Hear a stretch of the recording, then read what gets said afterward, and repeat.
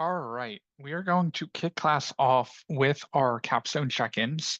I know a lot of you have reached out to me and already scheduled one-on-one. So if you have scheduled a one-on-one with me, you should not feel obligated to do a capstone check-in. We will do that, work on that together whenever you scheduled. But for anyone who would like to go, now is the right time.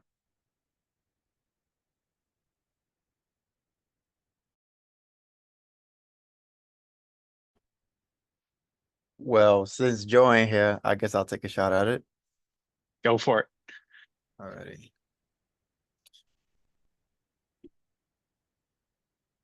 Okay, you see my screen? You're good to go. Okay, so I managed to like oops, 1 second. Okay, I need to move this.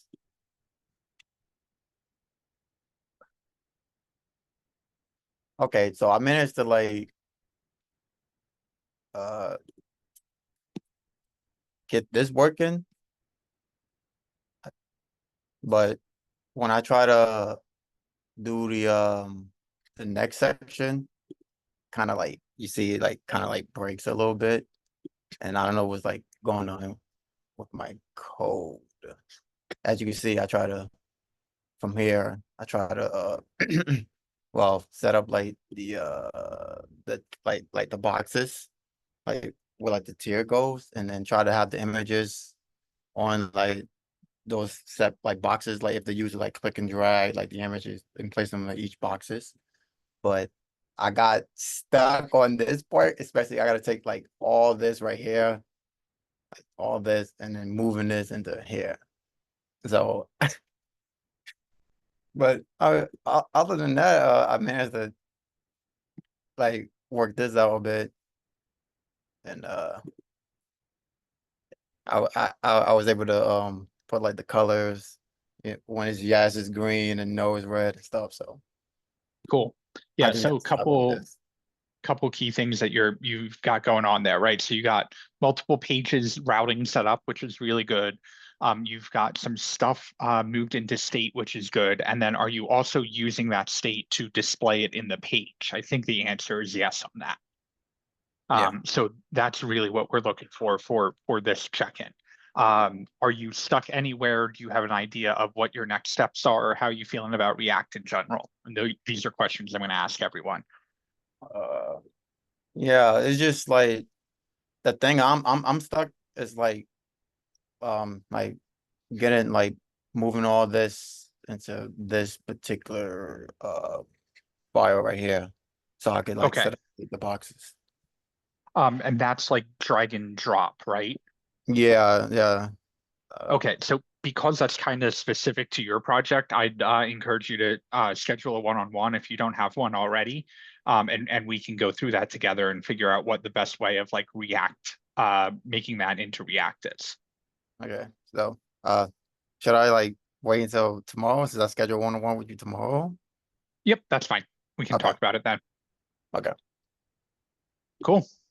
Good work. And for this check-in, that's really all we're looking for, right? Is like just seeing a little momentum in React, seeing the interfaces working, and that's all we really need at this point.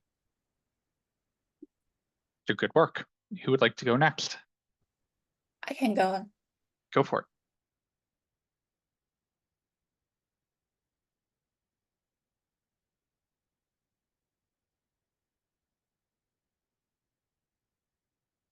Actually, I just set up my login page. That's my coin account and password and signing out. And here you can take out first name, last name, and day, and the month start. But I think I have some kind of issue for here. I cannot enter a number in here. I need to figure out what's going on here. And I Might be can, something with state and the on change. Like if you have a value set but not the on change right, that might be the problem. and that's the information for the where the user home address, and that's the interesting start and title basically is the what's the like setting a goal for it. What's the like where want to go for it, and then what's the they doing.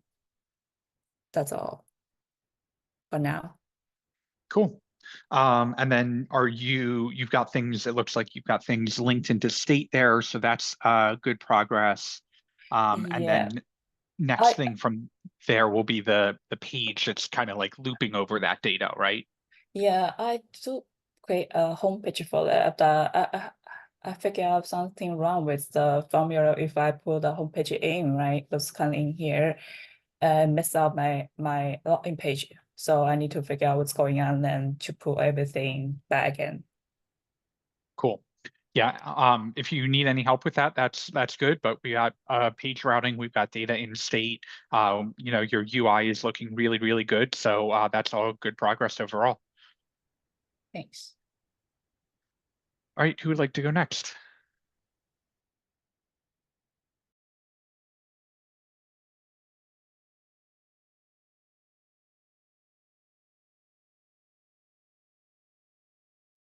I guess I will give it a shot.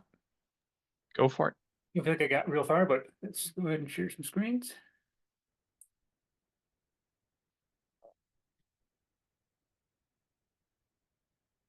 All right, so on the right here, we've got the React version. On the left is the Capstone that I'm sort of trying to copy and port over. So I've got the router set up. This is a much simpler way of doing it from what I found for doing the quiz. I kind of like this, the patterns make sense here. Got my home dashboard figured out over here. Everything's been switched over to the class names and the HTML4s, and that was actually seemed fairly straightforward. I do have one live link in there.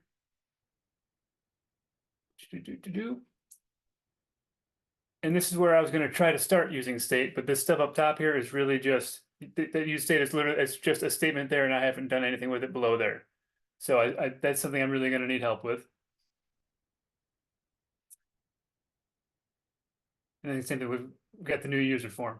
So what that looks like is this. Well, the actual localhost 3000 shows nothing, but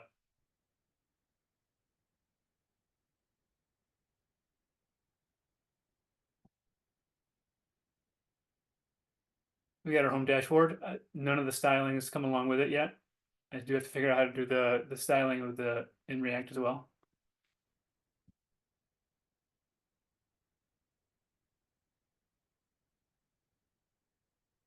Got an ability to enter in a new task.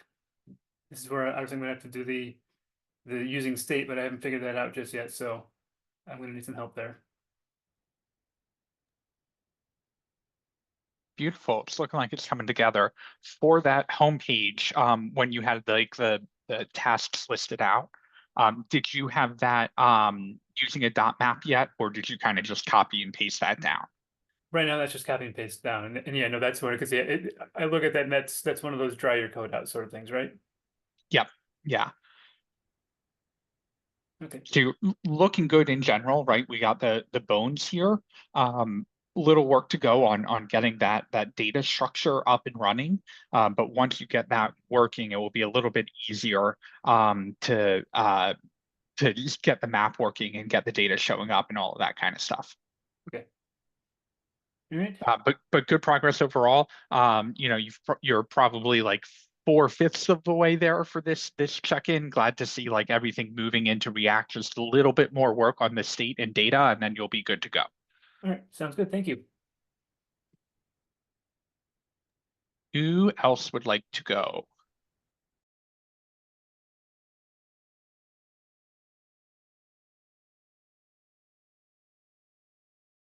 No, a lot of you have scheduled one-on-ones, but I know there's at least 2 or 3 more of you who have not.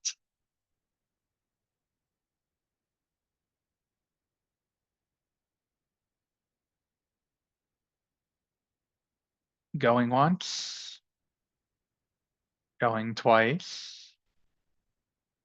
Okay. So we've got a couple things to cover tonight.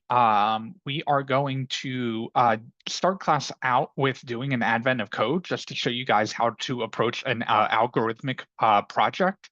I think that will be fun to kind of work on together and see what the world of programming really is like outside of the world of web apps.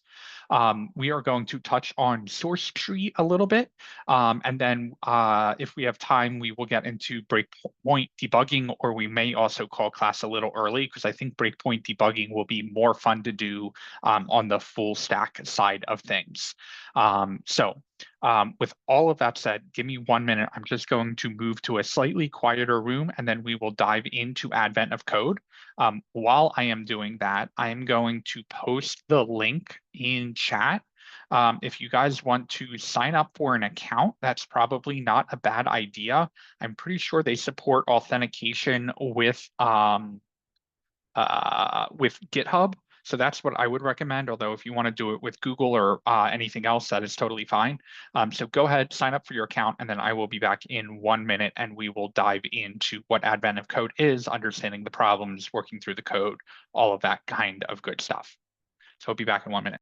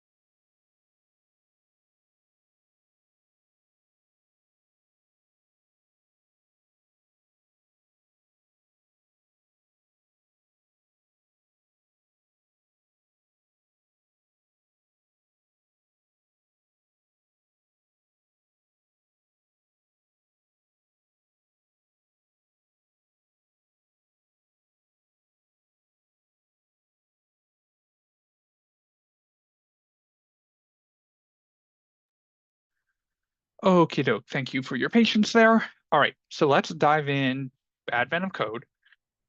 So Advent of Code is a challenge that is done every year. They started on December 1st, like a true Advent calendar, right? And they basically release 25 days worth of challenges. And so a lot of companies have now started getting in on this and getting their employees to participate because it's something kind of out of the box, right? And so Advent of Code encourages you to use like a new programming language. They don't really care what programming language you use. And it's a great way to get practiced with like a challenge that you wouldn't normally work on at work. It gets you thinking about data structures. It gets you kind of thinking about real world problems, kind of outside of outside of your kind of day to day. So we are going to pick a random year. So if I go back to adventofcode.com and I'm going to log in with my GitHub. And GitHub is probably going to make me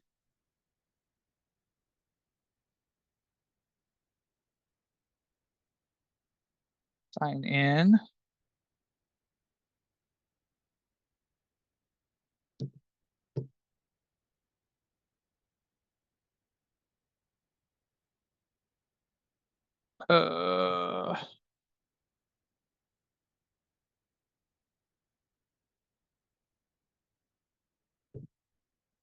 Okay, And then if we click on, I thought if we click on the year, it gave me a list of all of them. Apparently it doesn't. So someone throw out a year other than last year within the past 5-ish years. 2019. 2019, you said? Yeah. Okay. So this is 2019's. If you guys put /2019 at the end of the link. The reason I said not last year's is because I worked on last year's, right? So trying to show you guys how I would approach a problem from seeing it from scratch, right? So I went to 2019. Again, I'm signed in. You should see your name up at the top or the logout button. And then I'm going to click on number 1 down at the bottom. These unlock every day in December. But the nice thing is you can always go back and see previous years and actually participate previous years as well. So if I click on number 1, they give me kind of this story behind it. And this is what's really cool because this is actually what real software development is like, right? You go in, you start talking to a user, they start telling you all of these things they would like it to do or a problem that they need to solve, but then they don't really understand data structures, right? The end user doesn't understand how to design a user interface or how the data will be structured, or all they know is here's this real world problem and we need some code to go out and solve it. And that's exactly what we're going to be doing with Advent of Code. So we come in here and we say, okay, Santa has become stranded at the edge of the solar system while delivering presents to other planets. To accurately calculate his position in space, safely align his warp drive, and return to Earth in time to save Christmas. He needs you to bring measurements from 50 different stars. And these are all themed. Usually it's about the elves, and everyone jokes and they go, these pesky elves, they're always getting into trouble with Advent of Code. Sometimes it's Santa themed, but it's always, related to December and that time of year. Okay, so collect stars by solving problems. 2 puzzles will be made available to you on each day of the calendar. The second puzzle is unlocked after you complete the first. So basically, and we're going to see this in a minute, they give you a challenge to solve. You solve the first challenge, and then they tell you, just kidding, the challenge has now changed based off of that same input data. Solve this slightly different problem. So anyway, the elves quickly load you into a spacecraft and prepare to launch. At the first go, no-go poll, every elf is go until the fuel counter upper. They haven't determined the amount of fuel required yet. Fuel is required to launch a given module based on its mass. Specifically, to find the fuel required for a module, take its mass, divide it by 3, round down, and then subtract by 2. Okay, if you say so. And this is why Advent of Code is so great, because they give you all of these edge cases. So if you don't really understand what they're asking you to do, they give you a breakdown of how to do it. So for a mass of 12, divide by 3, which would give you 4, round down, which still gives you 4, then subtract 2, and your answer is 2. Then it says, okay, for a mass of 14, divide by 3 and rounding down still gives you 4, so the fuel required is still 2. But if the mass is 1969, we are going to still divide by 3, round it down, subtract by 2, and that gives you 654.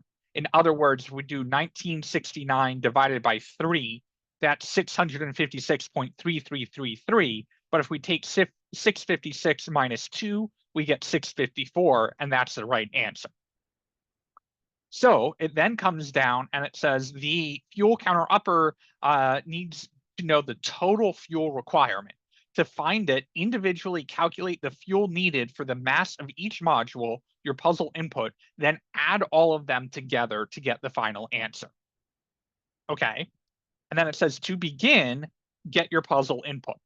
So if we click on this, it opens a new tab, and you can see this is a really long answer, a really long input, right? To the point where we would never go in and do this by hand. What instead we would want to do is write a script that is, or some code that's going to take all of this data in, process it, and then give us the final answer. So before we do that, before we start writing any code on it, does anyone have questions about advent of code in general? Have any questions about the input? Have any questions about the problem? Any questions about technical interviews? Anything really at all before we dive into actually solving this?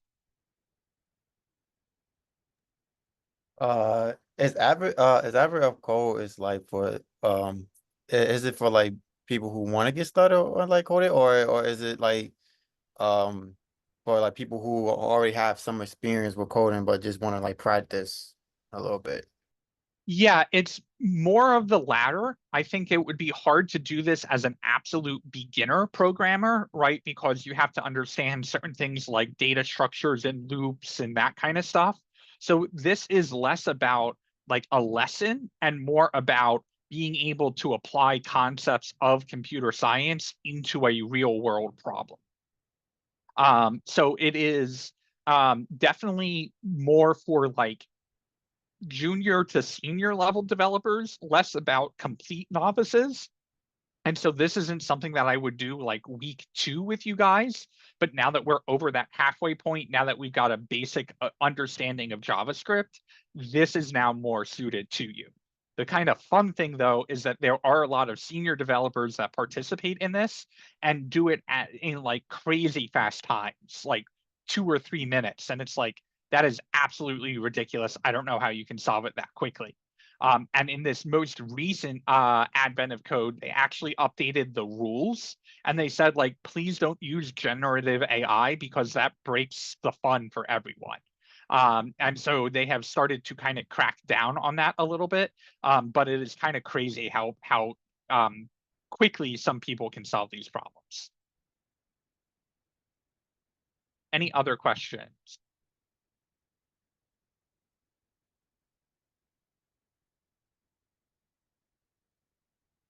Okay, let's go ahead and get started with this. The first thing I'm going to do is I'm going to pop open a folder. I'm going to share my screen for, I am sharing my screen. So I am going to go to my desktop, to my code, to my week 16. I'm going to just call this Advent of Code 2019. And then inside of this, because there are multiple days of advent of code, I don't know if we're going to do another one after this or not. So I'm going to call this day 1 of advent of code. I'm going to go ahead and pop that open. Now, one thing that we haven't seen yet, we've kind of seen import export across multiple files. What we haven't seen yet is being able to import data from a file. And I know that that's something that was requested at some point. So we're going to do a little bit of work to write a script in using Node that will import a file from somewhere else. So I am going to get started. I'm going to pop open my terminal and I'm going to run the command npm init, I-N-I-T. We may have done this way, oh, you know what? I'm going to do npm init -y. So if you already ran init, you can do a Control-C to stop it. And then I'm going to do npm init space -y and hit enter. And that will make my package.json file for me. So npm init -y, that is what gets our project started. Now that I have that started, I am going to go ahead and install something called FS. FS stands for File System, and it is built into Node. It is a way that we can work with the file system directly. I am then going to create 2 new files. One is going to be called part1.js. That's where we're going to actually write the code to do the challenge file. And then the other is going to be called input.txt.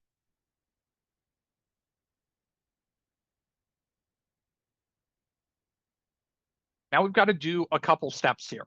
I am going to go back to my advent of code. I'm going to click on get your puzzle input, and that's going to give me this big file here. Now note a good thing to note for advent of code is your input file is going to be different than my input file. So we will actually all get different answers, and that's okay. They do that so you can't cheat, right? So the answer that I get from my input file is going to be a different answer than what you get for your input file. So your first number is probably not 1,142,388. But I'm going to click in my input file. I'm going to hit Command A and Command C. I'm then going to go over to my VS Code, and in my input.txt, I'm going to go ahead and paste in my file. And you should have 100 lines of code inside of it. If you save, we should be good to go. Now we can close out of our input, and we get to focus solely on our part1.js. Does anyone need a step repeated? Yes, me. Before you used the npm init-y command, what did you do before that? I think- accidentally ran a init without the -y.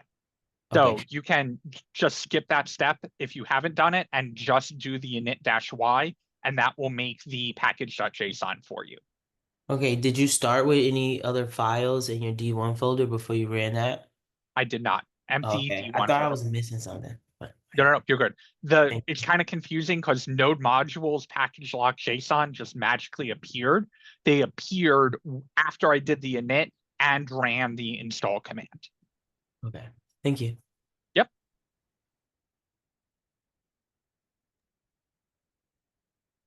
And we're just copying and pasting our puzzle input. In input.txt, and that comes right from the web browser.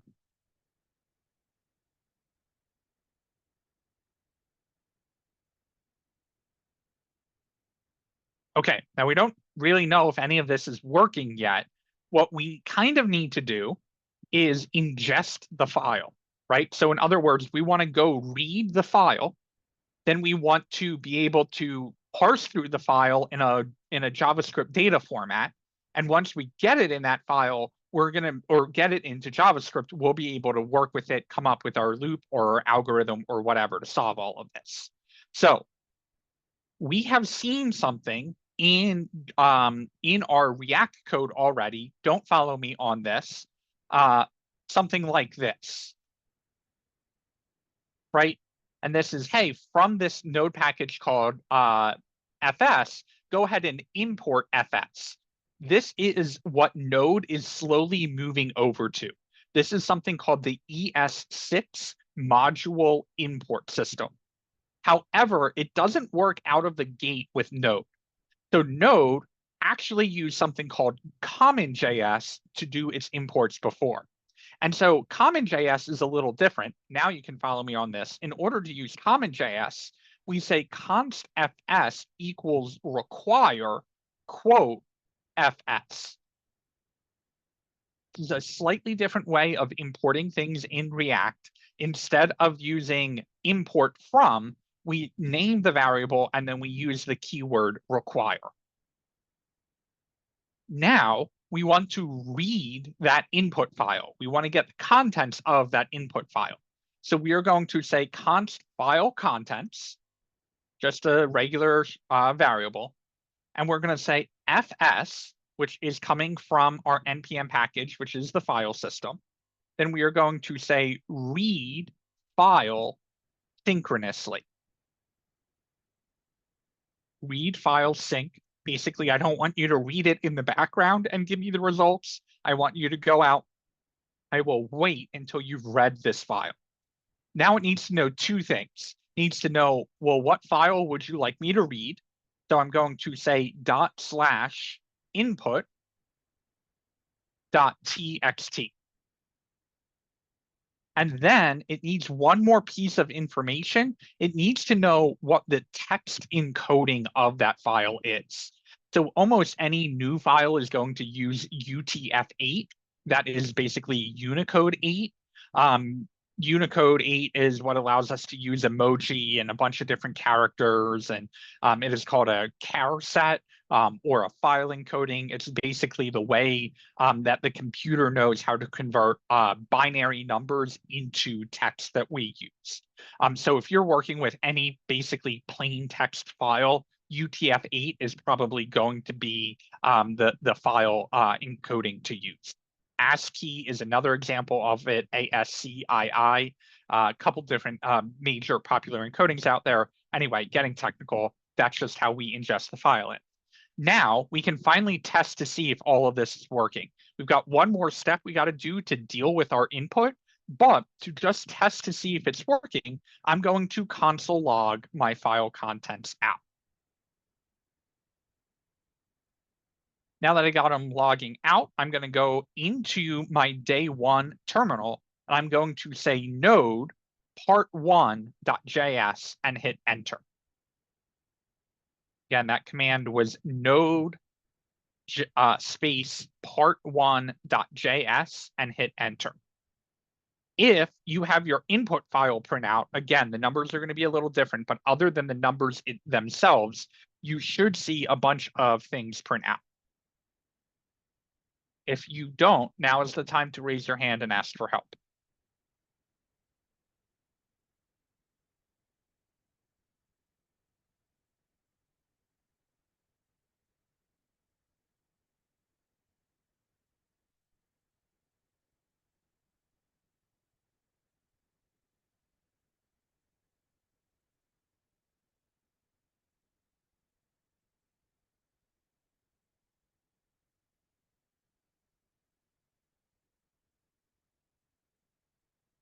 Everyone good? Anyone have questions?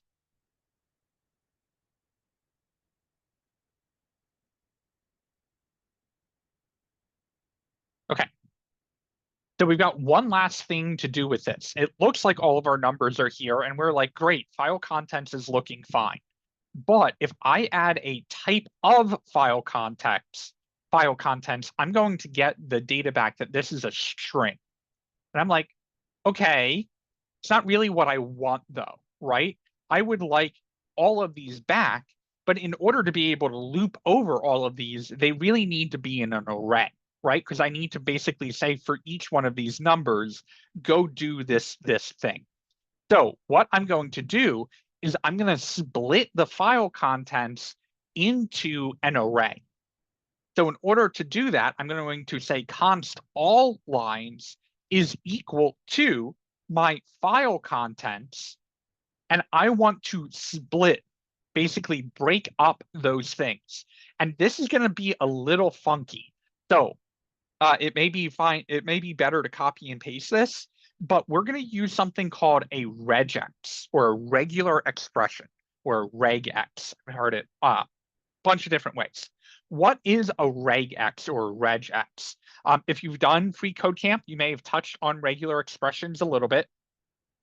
They're basically a very specific syntax that allows you to look for patterns inside of text, and then either replace it or extract information out from that or something like that. So regular expressions can get really, really complicated. Oh, I forgot the live share. Sorry. Thank you for the reminder.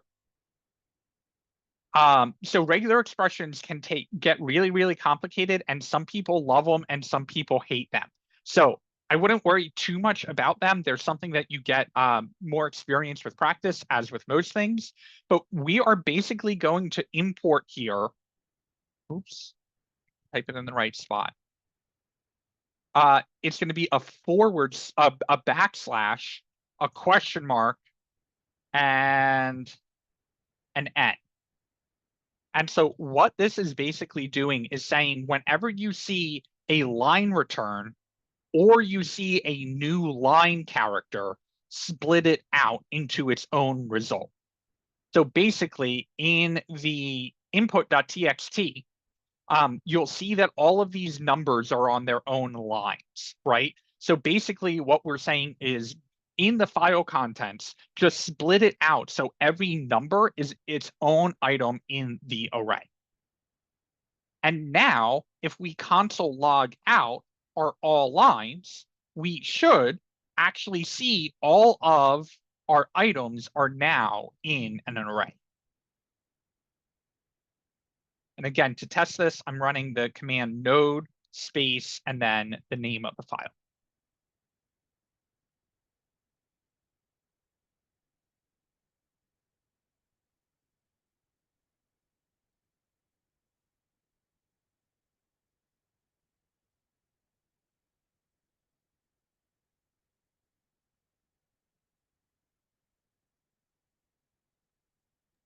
I need some help.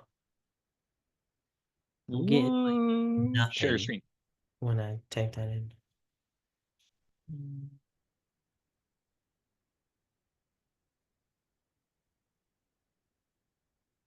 Okay, requesting remote.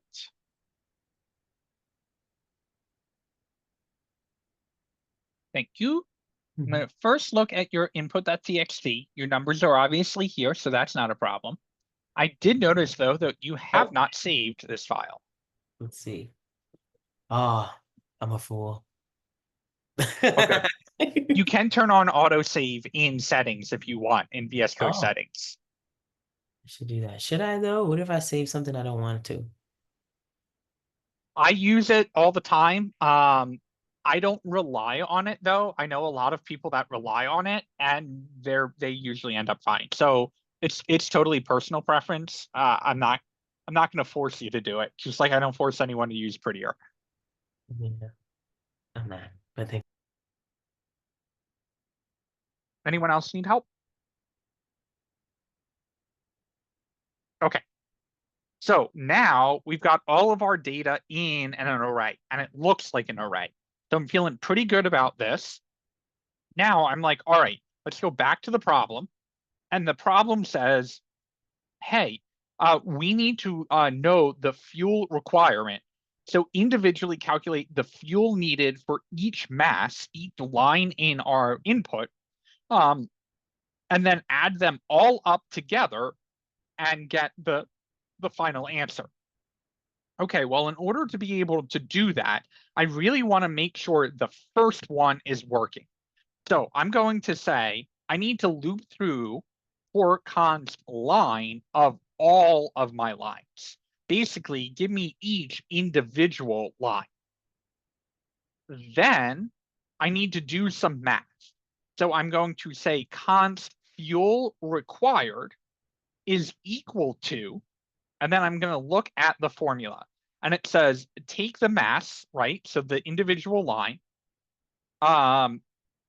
divide it by 3, round down, and then subtract 2.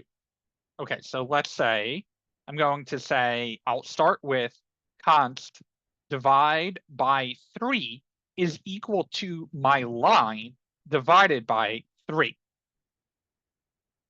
Call it divided by 3. Now, to see if this is working, all I'm going to do is console log out my divided by 3, and then I'm going to put the command return in here. Actually, you know what? Let's do break. That's a better one to do. And that break is basically going to say after the loop has run for the first time, don't continue running the loop. Break the loop so it doesn't keep running.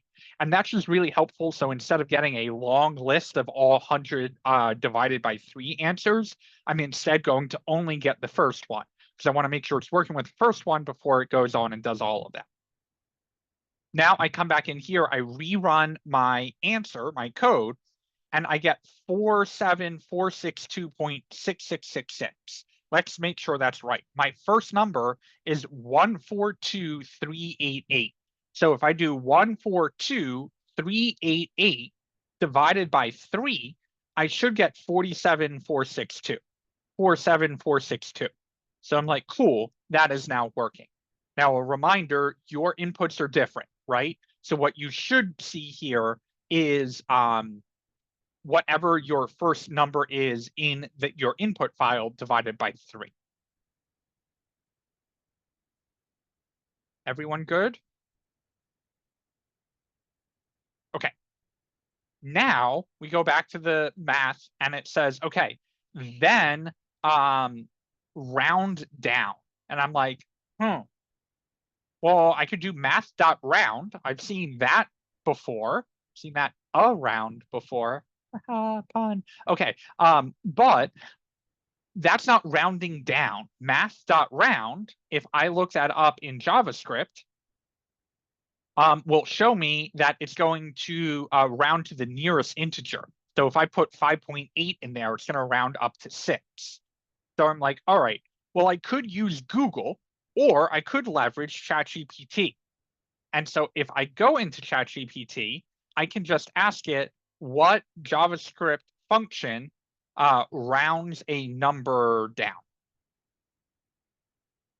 And it tells me math.floor rounds a number down.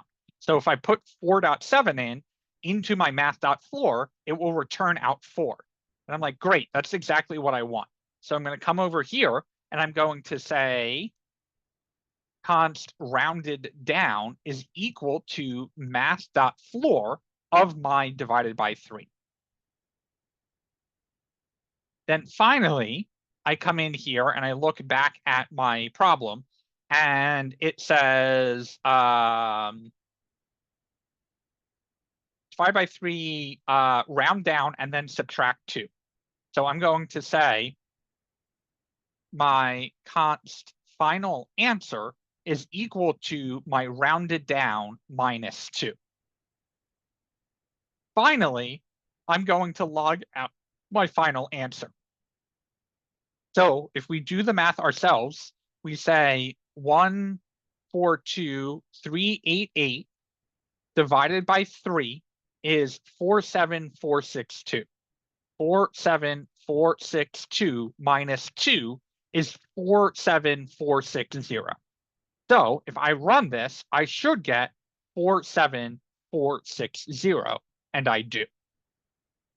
So all of these problems, it's really important to check your progress as you're going, because you are now doing this 100 times. Some of the input files are actually like 1,000 lines long. And so it's really easy to get lost and think you're getting the right answer, put the right answer in, and they're like, nah, you're wrong. Okay, so now that we have our final answer, what's the last step that we need to do here?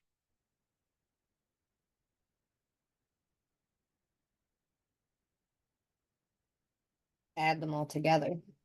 Add them all together. So I could keep an array of all of the items and then just loop over the array of all of the sums and get it that way. Or we're already looping everything here. So why don't I just say let sum equal 0, and then every time that we get a final answer, let's just go to final answer and plus equals add our sum to the final answer from this line. And finally, I can console log out my sum. So I come in here, I hit enter, I get 47460. Like, you pesky bugger, that's only the first line. What's the last thing I need to do in order to get this to work as expected? And I'm just realizing there's stuff in the chat, my bad. Math.floor and get rid of the break. Yes.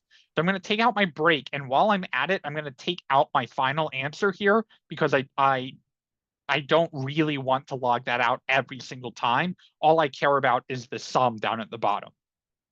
I'm now realizing that this final answer is probably a bad variable name because this isn't my final answer. This is my final answer for that line. So if you wanted to rename that variable, there's probably a better name for it. But for now, that should get the job done. So I'm going to save, I'm going to run it, and it gives me this number. And this is the moment where your heart rate goes up a little bit, and you're like, okay, in theory, this should work. I'm going to copy this number. Reminder that your number will be a little different. I'm going to come over into my advent of code. I'm going to hit the submit button.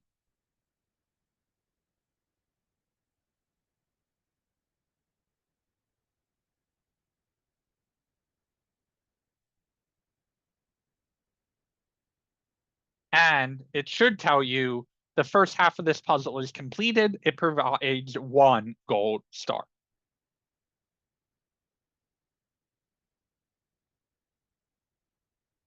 Your answers were different than my answers, right? No one else got 3320226 as their answer. Okay, I'm going to pause there, leave my code up on the screen. If you got your answer, congratulations. If you didn't get your answer verified, and you don't know why, raise your hand. You did get your answer, read through this code, kind of think through it, and then go back into the challenge. Could you complete this challenge on your own? Now, rereading the problem, kind of knowing what my answer is, FS and reading through the file is kind of more advanced. That's totally fine. But for the algorithm itself to solve all of this, would you be able to do it? And if you have questions, now is the right time to ask them. So I'm going to shut up for a full 2 minutes here, let you guys read through this, see if you have any questions.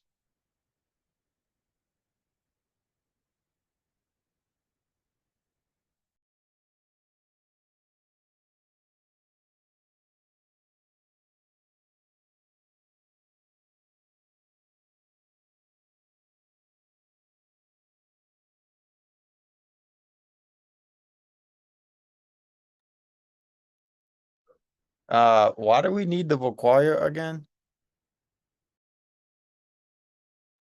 So require is like the same as import in React, right? So FS is short for file system.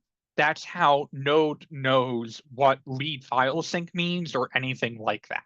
So if I just do this, it might still work. Yeah, no, it doesn't. It says FS is not defined. It's like, what is FS?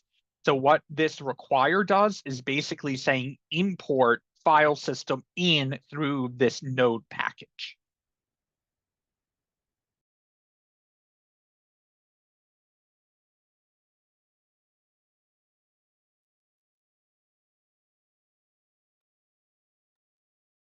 So is there like, because there's a read file sync, right? So isn't there, well, I don't know if there is, but isn't there like kind of like for example, like you could have it like write a number into like the text? Yep, definitely. You can do FS, and I will do this as an example because you write file sync. The file that we will write to is output.txt. And then we put some example in the file. And if we save that and run it, we get our output.txt that has some example in the file. And FS is really powerful. You can create directories, you can create files inside of directories, you can delete files. Basically, you get access to the entire file system through FS. You can check to see if a file already exists, all different kinds of things you can do with FS. And FS you can't really use in the browser for security reasons, right? You don't get access to create files. But in Node, which we will be learning not next week because that's the database, but the week after we learn the database, you can use FS to accomplish all different kinds of things. So Okay. so Oh, it yeah, go would ahead. sorry. So it would be like possible to like write a like a function, say like function is like Christmas and have it like write like some like text like every like December 25th. Mhm. Is that right? Mhm. Oh, that's crazy.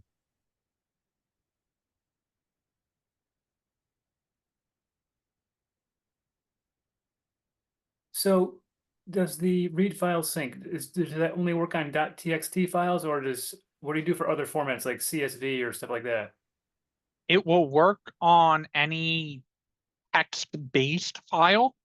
So CSVs are also encoded usually in either UTF-8 or ASCII. So if you could put a CSV in here and it would read fine, no problem. If you put like a JPEG in here and then log that out, it technically will read it, but obviously an image isn't anything that we can understand in a text format. So the computer will be able to read it and output a string. It's just the string will make no sense to us. So HTML files, XML files, CSV files, even some rich text files, RTF files, we can read all of those fine, no problem, and understand the output. Anything that's more advanced than that, we can read the file. We won't understand the output, but we could save the output, then take that output somewhere else and write it into a new file and still be able to get that same result out when we open it.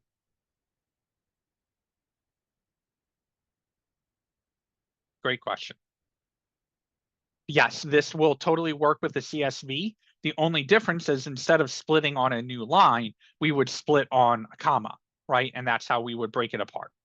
Or we would do actually a double split. Each new line would be an array, and then we would split on a comma, and that's how we would get our multi-dimensional array of rows and then the columns inside of it.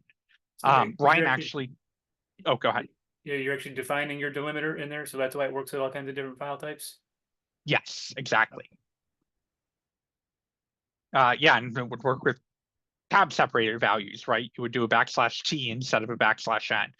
So there's a package that Ryan actually touched on Tuesday called Papa Parse. And it is a really popular one for working with CSVs, both turning multi-dimensional arrays into CSVs and then taking CSVs and turning them into arrays that you can work with. So I wouldn't advise trying to break apart a TXT file yourself or a CSV file yourself. I would recommend using a library like Papa Parse because they handle some weird edge cases, like what happens when they have a quote in the CSV file, or there's some weird things that happen there. So Papa Parse handles that a little bit better, but the guts of Papa Parse are basically what we have on the screen.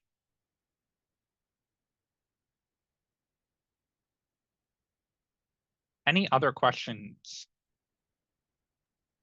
So why do we have to use split? Couldn't we just use splice? Or is that No, so splice is it changes the contents of an array by removing or replacing existing elements. File contents isn't an array, it's a string. And so we need to break that string apart by basically saying each new line should be a new item in the string, in the array.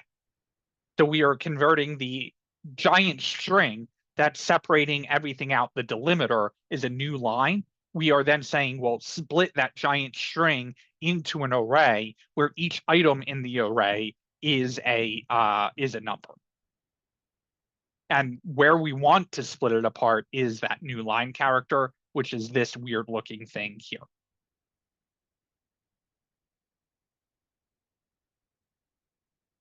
Any other questions?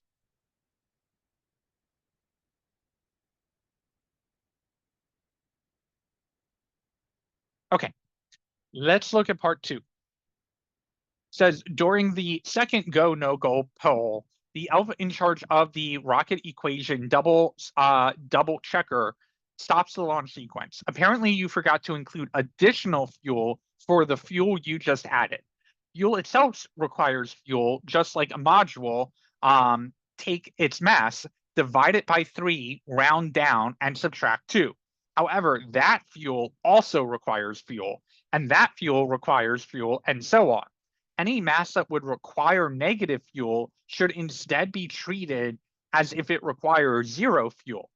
The remaining mass, if any, is instead handled by wishing really hard, which has no mass and is outside the scope of this calculation.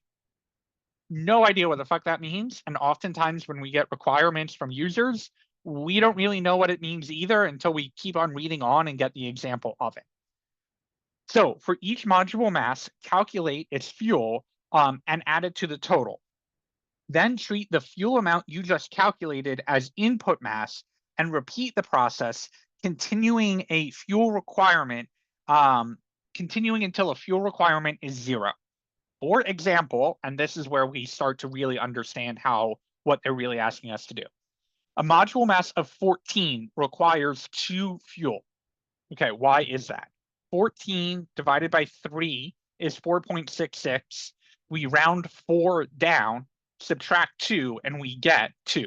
So like, okay, we understand that. That's what we're doing already. This fuel requires no further fuel. 2 divided by 3 is some number that's less than 1 and rounds it down to 0, which would call for negative fuel. So the total fuel required is just 2. Okay. Now let's see. At first, a module mass of 1969 requires 654 fuel. Again, we know that because we do 1969 divided by 3 is 656, minus 2 is 654. But then this fuel requires 216 more fuel. Okay, 654, our original number, divided by 3 minus 2 is 216. So we basically have to keep going until the fuel is not required anymore. So basically, the 216 fuel requires 70 fuel. The 70 fuel requires 21 fuel. The 21 fuel requires 5 fuel. But because the 5 fuel requires a number less than 0, we don't need any additional fuel for it. So the total amount of fuel we need is 966. Pausing there. Does anyone not understand what we are being asked to do? Okay, so we basically need to keep going in this fuel until it is 0. So they're saying, hey, we need we're trying to launch 1969, right? That's the weight that we're trying to launch. In order to launch that, we need to put fuel in of 654, right? The fuel weight is 654, but we just added more weight to the rocket. So in order to be able to take off 1969 plus 654 fuel, we also need to calculate the fuel for 216 because that is how much fuel the 654 takes.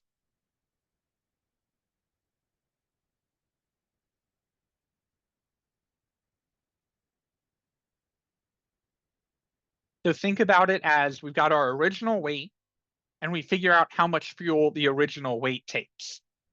That's 654. So we add 654 to the rocket. The rocket now weighs 2,522. But when we put that 654 fuel into the rocket, we made the rocket even heavier. So now we need to figure out how much fuel we need to launch the 654 weight. So we add another 216 in. Well, now that 216 requires even more fuel because we put in 216. How much fuel does it take to blast off 216? It takes another 70. Well, how much does that 70 take to launch? It takes 21. How much does the 21 take to launch? 5. How much does the 5 take to run? Less than 1. So we are done. We don't have to do any more.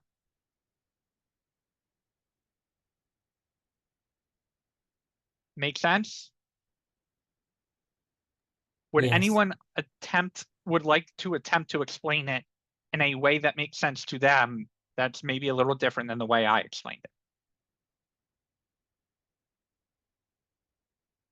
Well, I can try to explain like the concept without using the exact numbers. Sure. Yeah, that works. So basically, every time they put fuel in the rocket, they make the rocket heavier. So they need to add more fuel to cover that extra weight that they added by putting in more fuel. all the way I- until the fuel that they need is, like you said, less than 1 or 0, whatever. Yes. Is And that this is really? tr- No, because they probably have the final, well, yeah, I guess it Is a could little be. off topic. Anyone a rocket scientist or know a rocket scientist? We can get in touch with them. My side tangent. They're like my mom's cousin's son, which I've no idea what that is. I'm sure that's like a second cousin once removed, cousin. or I don't know, has some name for it. But anyway, works at Lockheed Martin. And I was talking to him and he was like, I was like, oh, I heard you're like a computer scientist. Like, what language do you use? And he's like, I can't tell you that. And I'm like, oh, okay, well, what kind of things do you work on? And he's like, code. Like, oh, well, what do you build with the code? He's like, I can't tell you that. Like, oh, okay. And then I met his wife and I'm like, oh, you work at Lockheed Martin too? And she's like, yeah, we actually work in the same building. And I'm like, oh, that's so cool. Like, do you guys see each other a lot? And she's like, we're not allowed to tell each other that.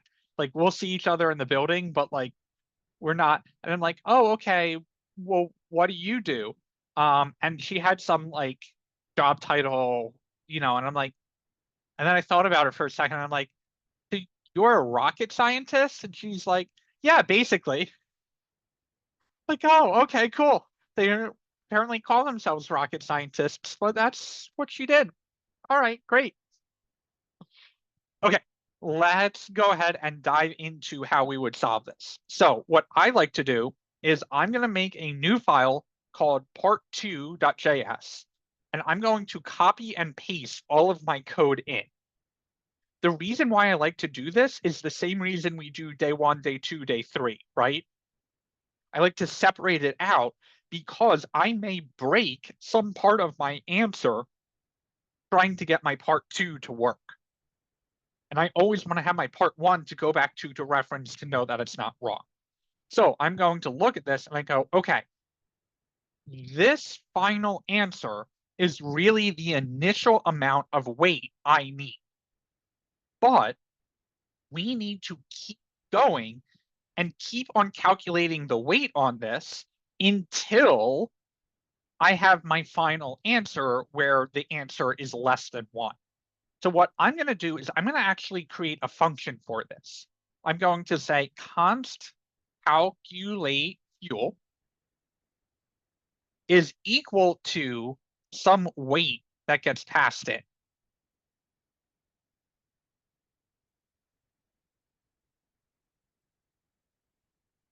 You know what? No, I'm not. I'm going to solve the recursive way a little later because I want to think through that. We're going to do it with a loop instead. So what we're going to do is we're going to say, we're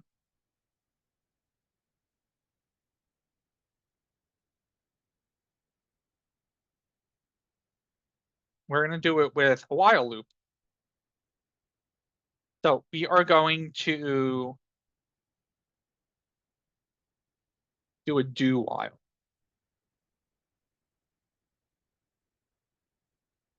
We're going to take this inside of here. We're going to say, hey, take the line. The line is still going to be divided by 3. We floor it down. We round it. We get the final answer. We add it to our sum. But we are going to keep going, and I'm going to move my final answer outside of the do while loop. And I'm going to say because I need to access final answer, not just in the do, I need to be able to access it in the while as well. So if I left this const final answer in here, I wouldn't be able to access it out here outside of this block of code. So I'm basically giving myself access to it out here. And I want to say do. So it's going to run at least once. And it's going to do everything. It's going to find the initial weight amount that I need. And then it's going to say, okay, while the final answer is greater or equal to 1.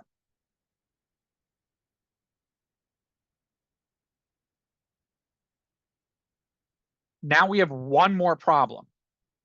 Let's think about this before we run it, because running it would actually cause an infinite loop right now. We need to what we call trace through our code before we actually run a loop. So the first time I run this code, line is equal to 142388. So I'm going to, let me annotate this. So I say line is 142388. Okay, now final answer starts out as nothing. So that's null. We take our line, we divide by 3, and divided by 3, 142388 is 47. So let's say 47K. That is our divided by 3. We floor it, so we chop off the decimal. Everything's fine. Our final answer here is going to be 47460.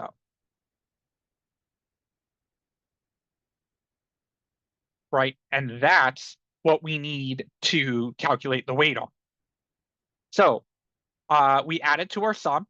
We take the final answer and we say, is the final answer greater than 1? Yes, it is. So come back up into this do and do the loop again. What is the value of a line the second time this loop runs? Is it the 46460? That's what we need it to be. What is it instead? 142388. It sure is, because at no point in our code did we set line equal to something new. So this final answer is going to just keep on running and running and running, because the final answer is always starting with the line. So this is where we need to be careful in our algorithms, because don't do this. If I run this,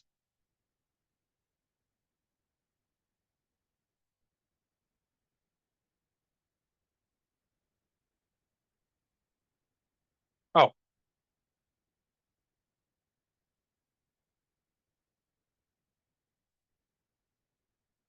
it just prints out my array and is running and running and running. And eventually I'm going to get an error that it can't store a number bigger than something in the JavaScript, because this thing is still running and running and running in the background. So I'm going to Control C to stop that.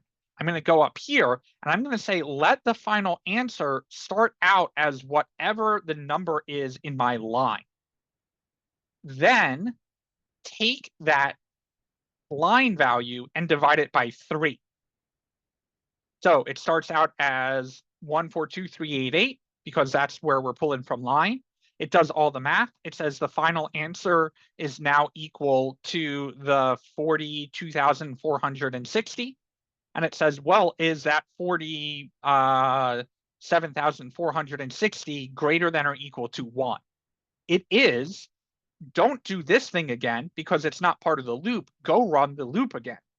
Now get the final answer, which was 47460, divide that by 3 and keep on going. If we run that, we get this value instead. So I'm going to copy that. I'm going to come over here. I'm going to go into my answer. I'm going to submit. And that's not the right answer. Your answer is too low. So this is where it gets fun. So that did not work. So now we need to figure out why it's not working. So I'm going to come in here, and after it does the first calculation, I'm going to say break.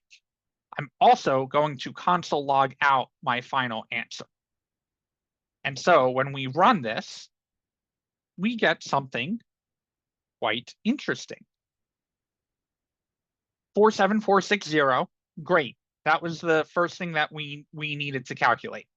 Then we need to figure out the fuel it takes for 47460. So we say 47460 divided by 3 is 15,820. 15,820 minus 2 is 15,818. We're getting our fuel on that. We're good to go. Now we go in, we get the fuel on the 5270 all the way down until 4. And then we run into something interesting. We say fuel 4 is actually greater than or equal to 1. So we say go calculate the fuel on 4 by dividing it by 3. 3 is 1.33. 1.33 rounded is 1. We subtract 2, and now we need negative amounts of fuel to get 4 off the ground. I'm going to pause there for a second. Let this sink in. Do the calculation yourself based off of the algorithm. How much fuel does it take to get a mass of 4 off the ground?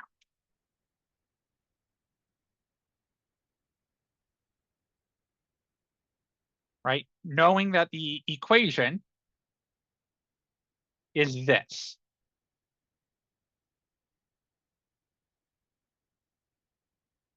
So go ahead, do that math on the side. Figure out how much weight it takes to get 4 off the ground. I don't know what's going on with mine, because mine's I got an error on my terminal. Can I ask that as final before initiation? Yeah, go ahead.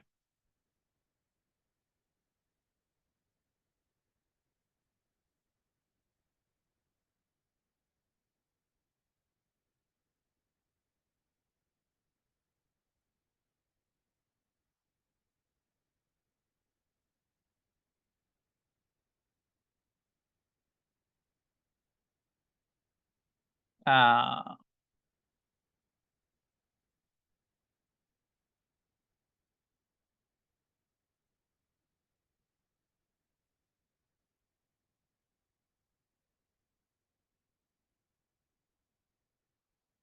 and 12 final.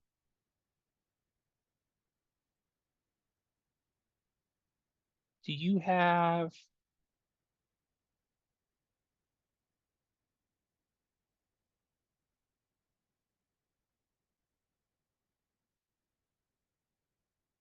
Oh, here. This, you've got final up here, and then you name it final down here as well. So this should be, let me look at what I called it at mine. Oh, you've got mine here. Final, the round down, and then this, you just take out the const. There you go.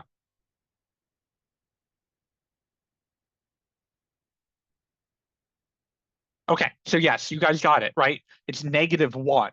And so we're now putting weight additional on, but based off of our formula, we are literally wishing really hard, right? Which is the joke and why we like adventem code, because we understand all the way back to when I first read it and was like, I don't understand that at all. Now we look at it and get it. So what we're going to do instead is we have a couple options. We could say if our final answer is negative, then don't do anything. But the other way that I think is a little bit cleaner is we can calculate, okay, what weight does it take to not need to run the loop again? So if I take a weight of 10 and divide it by 3, I get 3.33. 3 rounded down is 3.33 rounded down is 3 minus 2. I still need to add 1 fuel for that. So if I say 9 divided by 3, we're still good. But if I do 8 divided by 3, I get 2.66. 2.66 rounded down is 2. 2 minus the weight, the formula to gives me 0, I need 0 fuel. So what I'm basically going to do here is I'm going to say while the final answer is greater than 9, greater than or equal to 9 divided by 3, yeah, greater than or equal to 9. Because if we have a number of 8 or below, we are wishing too hard, we're going to be adding weight that doesn't actually require additional fuel. So now I'm going to go ahead and run my my code, and it's only one above. Interesting. If we copy this, go back in and paste it, oh, you still are wrong.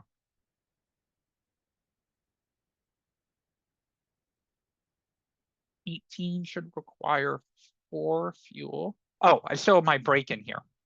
So I'm going to take out my break, run it, get a much bigger answer. We go ahead, we try it. Nope.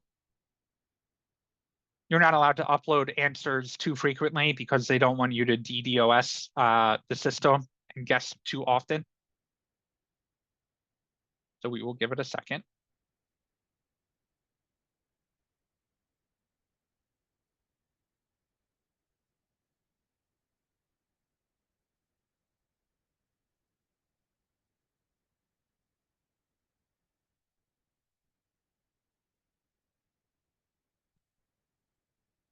Oh, so it is the answer.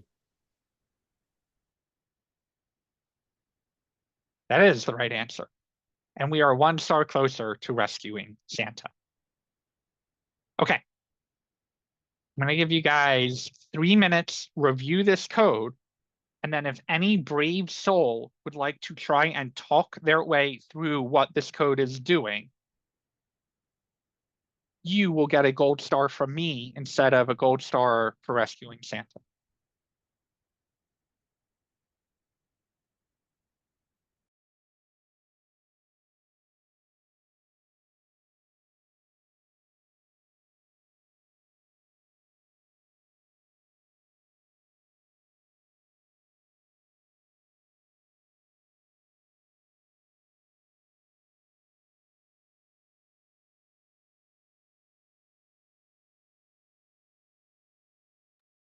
Or if you have any questions, now's the time to ask them as well.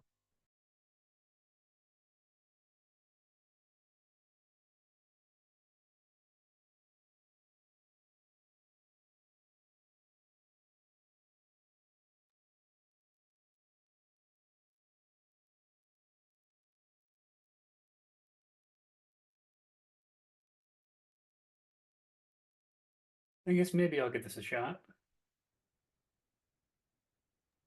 Go for it. So we're starting off in the loop with the line of all lines. We start with the final answer, which was which is actually now just the line itself. So we're starting off with the wait for the module that we have to put the fuel in for. And the do loop there is then just going through and we're iteratively doing all of the modules one at a time and figuring out doing the reducing pattern all the way down to 0 fuel, and then finally summing them all at the end. Right? Yes. So we're not going down until they have 0 fuel. We're Sorry, actually going down until we find a weight value that would require 0 fuel, which is greater than or equal to 9. We could write the loop differently, right? We could say if the final answer is less than 0, is greater than 0, then we add it in. Otherwise, the weight required for the fuel required for this weight is so small, it's going to be a negative number. We shouldn't add it. At that point, we should be able to say, while the final answer is greater than or equal to 0, and I believe 4997473, 499777473. So this is another way of writing the loop. This is saying, hey, check to see if the fuel required for this particular number is negative. And if it is, whatever the weight was that we calculated that off of doesn't require any more fuel. So go ahead and skip it. So if this makes more sense to you, this is also a totally fine way to write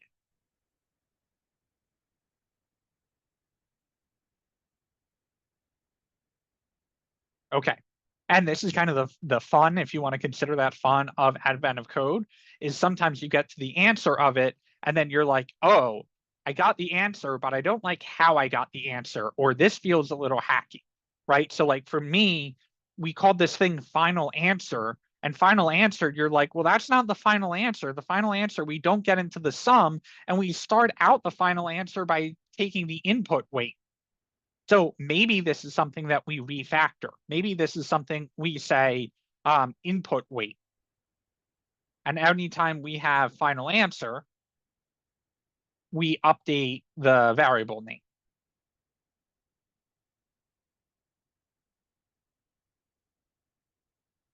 Now that makes it a little bit more clean, and we still get the exact same answer. Or we could even say something like const fuel required. And if the fuel required, add it to the sum. And then up here, the do comes back in, and we set the input weight to the fuel required. Same answer. So that's a little different, right? That's saying, hey, start out with a new line of code, calculate out the fuel required, add it to the sum. Then while the input, then after you figure that out, take whatever the fuel required is, take that weight and set it now equal to the input weight. Then go ahead and loop through all of that.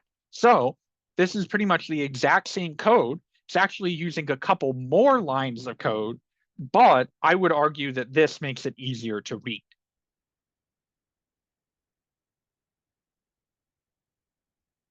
All right, I'm gonna stop there. How are you guys? Oh, I saw something in the chat. Oh, you have time to answer after the break. Can you compare advent of code to LeetCode?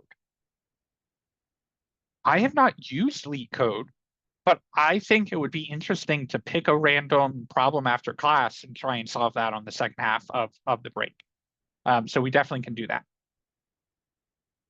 And then at the end of class, I'm going to ask all you guys to fill out the 30-second feedback form, because this is the first time that we've used advent of code in class and kind of worked through it.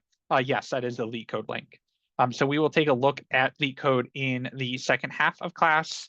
I will try and find a problem that doesn't take an entire hour to do. No idea if I'll be able to do that. And then we'll also look at source tree after the break, just so you guys have an idea of different Git tools. All right. Take attendance really quickly before I forget. The secret word tonight is advent, A-D-V-E-N-T.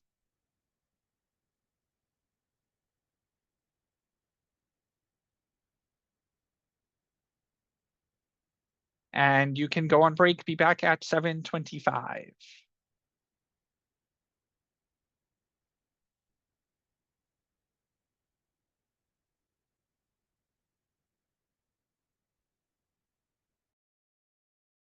So there was a request before the break, which I thought was a really good one, to compare advent of code to LeetCode. Advent of code is definitely a little bit more niche. It is probably becoming oh, let me start the recording before I forget. Oh, I did start it. LeetCode is definitely a little bit better known in the industry, but it's also a little bit less received. People really like Advent because it's like a once a year kind of like, hey, let's do this fun thing on the side, compared to LeetCode, which is more like interviewing question focused. And the other nice thing about Advent of Code is it is entirely free, right? LeetCode does have like a premium version of it. And if you are interviewing at a company that does a lot of like technical interviews where they give you a problem and they're like, solve this, and that's going to determine whether or not we hire you or not, LeetCode is probably a better platform for that. With that said, LeetCode is completely free to sign up for. So what I'm going to suggest you guys do is if you head to leetcode.com and sign in, I use GitHub login to sign in. And then if you go to problems up at the top, I did like a double sort here. So I went to lists and I went to the top 100 liked questions just to get some user feedback on it. And then I did a sort on the difficulty so that all of the easies came up first. So I'm going to give you guys 2 minutes, just kind of scroll through this list. Feel free to pop open a couple of these. And any one of these that is listed in easy, not that I don't feel confident in being able to do a medium or a hard, just that I think you guys will get the most out of seeing me try to solve an easy problem, just so that you guys can relate to it the most. So go through a couple one of these. I will share the link in the Zoom chat.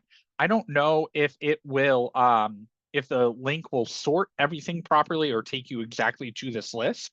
But go through a couple of these, see if any of them are interesting, and then throw your vote like down in the chat, or feel free to come off mute and be like, I think this one would be interesting because blah, blah, blah, blah, blah.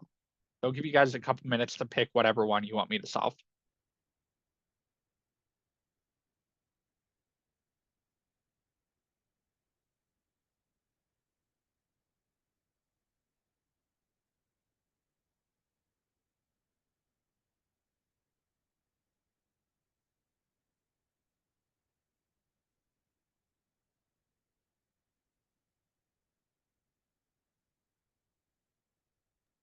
What does the acceptance column mean?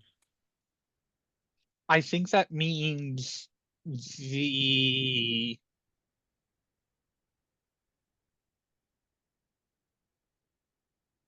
I would assume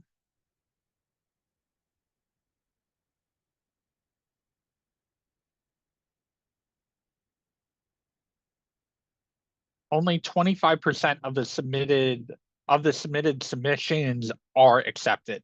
In other words, 75% of the submissions are wrong, which would indicate the complexity or number of repeated submissions made by a single person to make it accepted.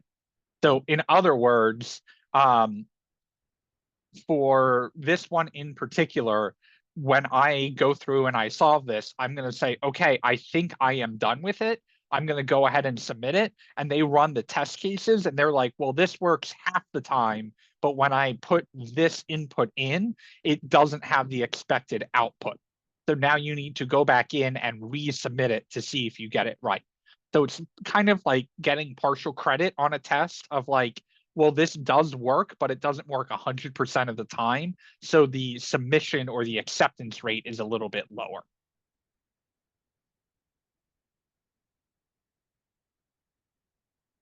Yeah, number of accepted submissions divided by the number of total submissions. So in other words, how many people got it right on the first try?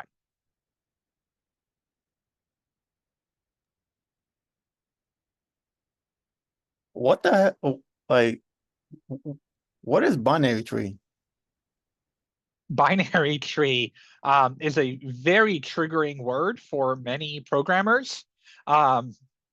I will not attempt to do a binary tree problem live in class, but it is a very good question. So a binary tree will be best represented by an image. So this is a basic binary tree.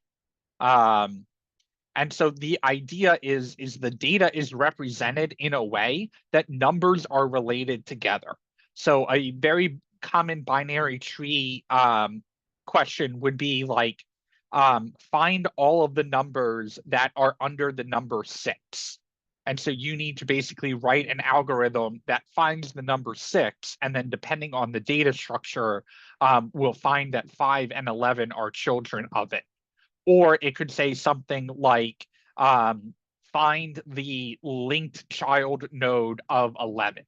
And so you'd have to go find the node 6 and then go down and find the node of 5 and go from there.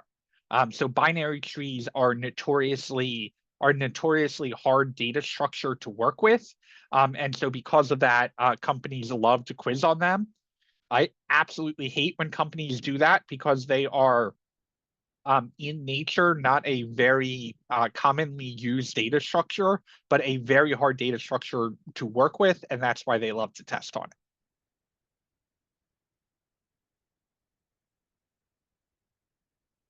I'd love to.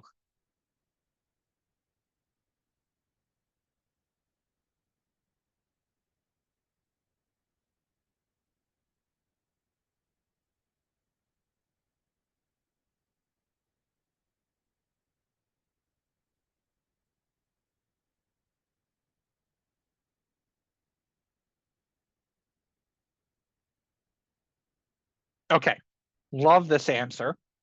So I am going to share it in the chat.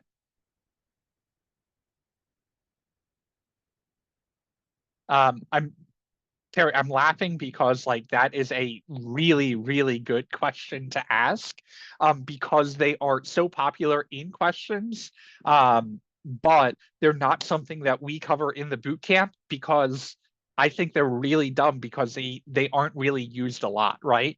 And so really like ChatGPT's opinion on this. The pros of using them, they're fundamental concepts because you often need recursion to work with them.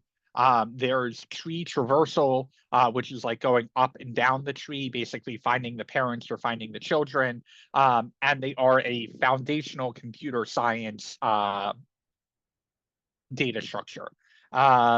These questions often require creativity and problem solving. It requires algorithmic thinking because you need to use algorithms to basically deal with the data. And then oftentimes you need to use recursion to make them work, because a tree can be any depth, right? So the best example of a tree is actually the file system, right? Because you can, if you think about Finder, you can have a folder and a file in it, or you could have a folder with a file in the subfolder, or you could have a folder within a folder within a folder that had files in it. And so a data tree really is the file system. And so those are, I really do like the ChatGPT pros, but then on the cons, it does say not all roles require a deep knowledge of binary trees. That would especially be true for any front end role or any. You can use trees in databases, but they aren't quite as technical. Stress factor because binary trees can be intimidating. And they don't reflect abilities of real world settings, limited practical application, focusing too much on them isn't a holistic view of everything that the developer may not know how to do, and then bias towards traditional CS backgrounds, disadvantaging those from non-traditional backgrounds who may have valuable skills and experience in other areas. So yeah, that is a good answer as to why I don't love binary trees, and I would never give one on a technical test. But it is a very common thing to do. Well, looking through this website, I think you should do climbing stairs. Yeah, climbing stairs. It seemed like it's kind of similar to what we did. Okay, that's a good one. Does anyone else have any votes or any opinions? I can look at another one just to compare it, see which one. Any other ones I jump like- out or? Yeah, I like Okay. the display the first 3 rows.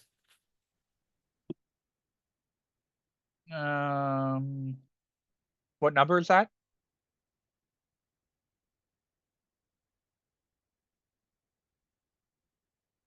Three rows. What number was the display, the first 3 rows? Sorry. I Uh, had to go back to see display. Oh. Sorry. the square root one Mhm. may not be on Alright. the SQRT. Okay. Non-negative integer, round down, return integer should be non-negative as well. You must not use any built-in exponent or operator. Okay, that one is interesting. And then Pascal's triangle.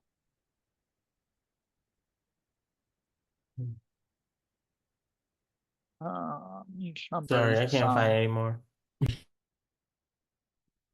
Your vote has been withdrawn. Giving an integer, return the num of rows. Sum of the numbers is directly from the number above it. And then you have to add all of those together, and that's what gives you interesting. Okay. Given a non-negative. Use power x 0.5 or x times 0.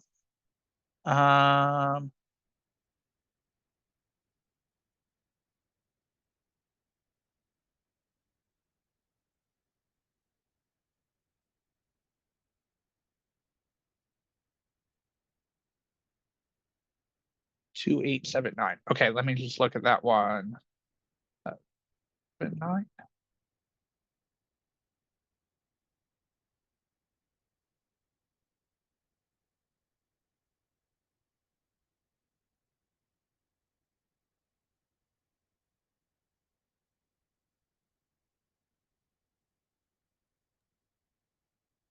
Let me just Oh. look.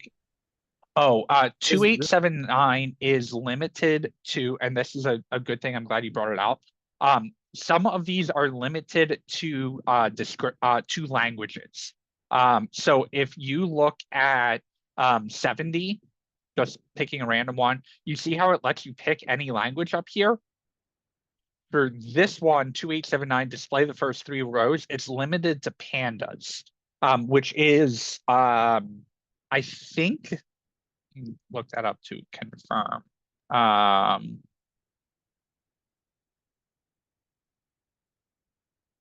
It is software library for Python written for data manipulation and analysis. So you can think about pandas as like SQL is what we'll use to interact with the database. But when that data comes back, sometimes we got to manipulate it, right? Like find the average or the minimum or the maximum, or like do a standard deviation on this data or something like that. That's what pandas is really good for. So when I'm looking at this data, I'm like, well, how do we represent a table in JavaScript, right? We could do like a multi-dimensional array. There are ways that we could work with it. But it's like given this data frame, and I'm like, what the heck is a data frame? So if you go up here and you try and change this to like JavaScript, they're like, no, this is a pandas specific programming question. So that's the only reason I'm going to skip this one. Although theoretically, I could loop back to this and see if there are some SQL problems, and we could try and do that next week. But because we're kind of focused on JavaScript, I am going to rule this one out. I will try, I'm going to try and do this in the order of complexity. So I'm going to try and do climbing stairs first, and then Pascal's triangle, and then the square root. I have to remember how to do a square root mathematically without using it. So this one's just the most like mathy of them. This one is, yes, it is technically math. I'm not sure if we're going to need a binary tree for this, because that is essentially a tree, but I think we can solve it without one. But I think the climbing stairs will be the best one to get us started. So let's start with this and then work our way up, if that's okay with everyone. Okay. So you're climbing a staircase. It takes n steps to reach the top. Each time you either climb, you take 1 or 2 steps. And how many distinct ways can you climb to the top? So in other words, there are 2 steps. So you could either take 1 step and another step, okay, or you could take the 2 steps all at once and you reach the top. Or if there are 3 steps, you could do 1 step, and another step. You could do 1 step and 2 steps, or you could do 2 steps and 1 step and still make your way to the top. So the nice thing about LeetCode is that it does let you do the text editor right inside. And then they also show you some constraints as well. So they say there's always going to be at least 1 step for you to climb, or there could be up to 45 steps for you to climb. Then you want to, if you look at, I don't think test case or test result will do anything until we run it. What we don't want to do is submit it until we think we have the final answer and have done things. So if we look at, they do give you a little hint to reach the nth step, what would have been your previous steps? Think about the step sizes, okay? And then they're going to give you,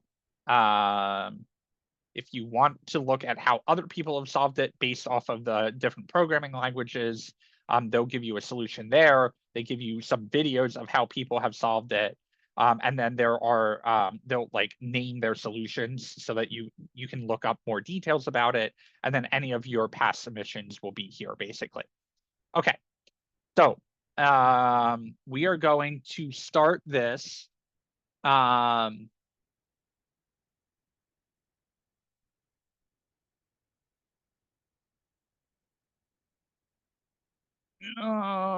So this needs to basically be a permutation generator. And so if we do,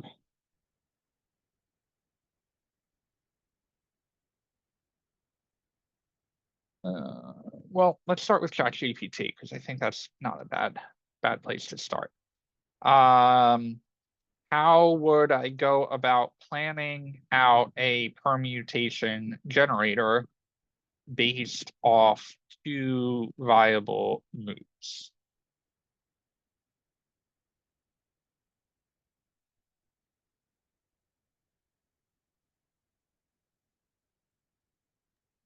What's a permutation generator? Yeah, so a permutation is basically saying what's one of the accepted answers for this problem. So a permutation of this would be, for their example, if there are 3 steps, one permutation of taking those 3 steps would be taking a step, and another step. The second permutation or the second accepted answer or way that you could get it done, that's basically all a permutation means, is it is a combination of accepted moves to get an output.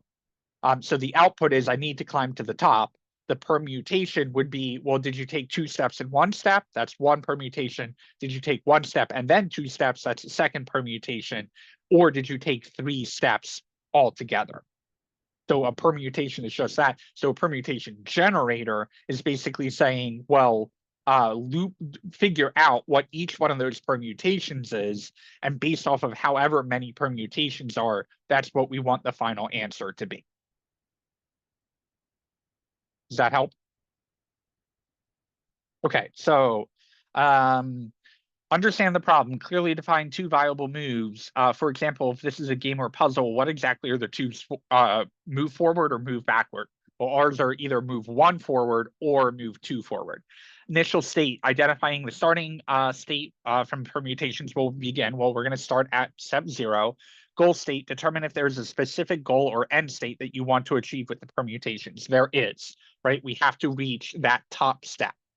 The scope, number of moves, decide on total number of moves to consider. For example, if you want to generate all possible sequences of 5 moves, that will influence the depth of your generator. Repeatable moves, determine if 2 moves can be repeated in the sequence or if there are any restrictions. For example, you can't do the same move twice in a row. both of those are well, repeatable moves we don't have to worry about. Number of moves is basically the answer that we're trying to get to. And then we can do it two different ways. So we can either recursively call it, or we can use loops to build all the permutations iteratively. For example, start with a list combining the initial state and iteratively apply the moves to generate the new states based until the death is required. Data structure, we're not going to worry too much about.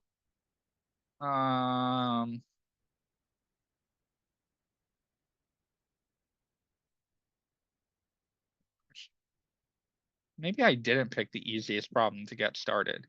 Apply each of the two moves in every step or recursive call, like all the generated permutations.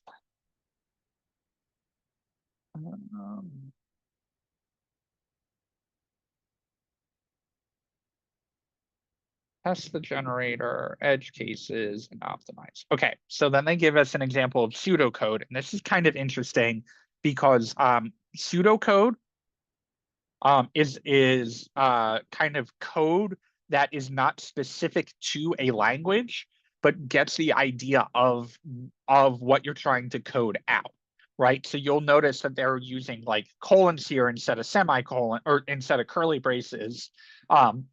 And this if statement isn't in parentheses, but it's indented. And so what's kind of interesting about that is this may not work in any language whatsoever, but oftentimes when you're in a technical interview, they will ask you to do, they will say, just write it out in pseudocode. We're not actually testing to see that the computer can execute this. We're just testing to see that you can plan through a problem like this. So what they are saying is the current state and the depth, if the depth is 0, basically if we've made it to the bottom, we've calculated all the permutations, we're done. Then go through move 1 and move 2, which will be 1 step or 2 steps, and apply the move, which isn't defined.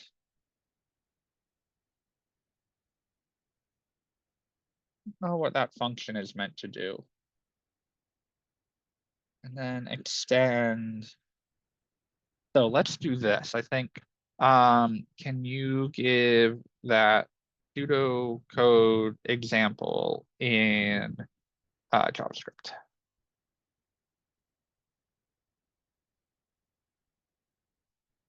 Now we get some more interesting stuff. Okay, so max depth is 5. That's how many we're going to generate. Generate permutations based off of the initial state that starts out as empty. So generate permutations comes into current state and depth. Current state is an empty string and the depth is 5. If the depth is 0, in other words, if we made it up to the top, return the current state, otherwise store all of the results. This will be 1 step and then 1 step and 1 step at a time or 2 steps at a time. For move of moves, to loop through both of them, apply the move is concatenating the move to the state. Interesting. Okay. Let's put this off to the side. I think they're going to make me solve this recursively.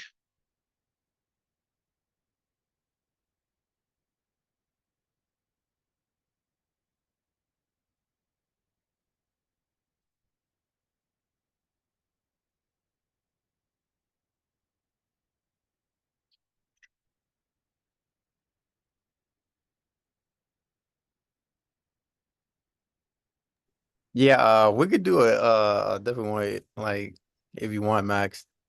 I don't think any of the others are going to be much easier.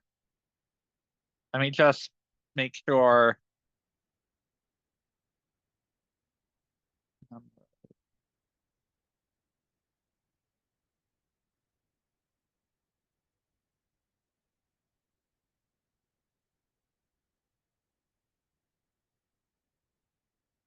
Um,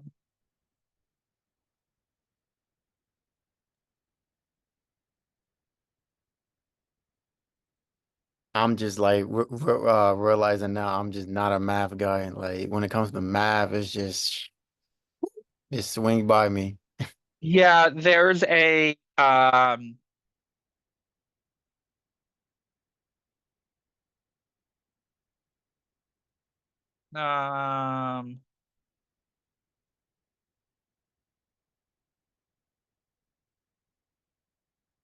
there's a difference between algorithm math though and like real math.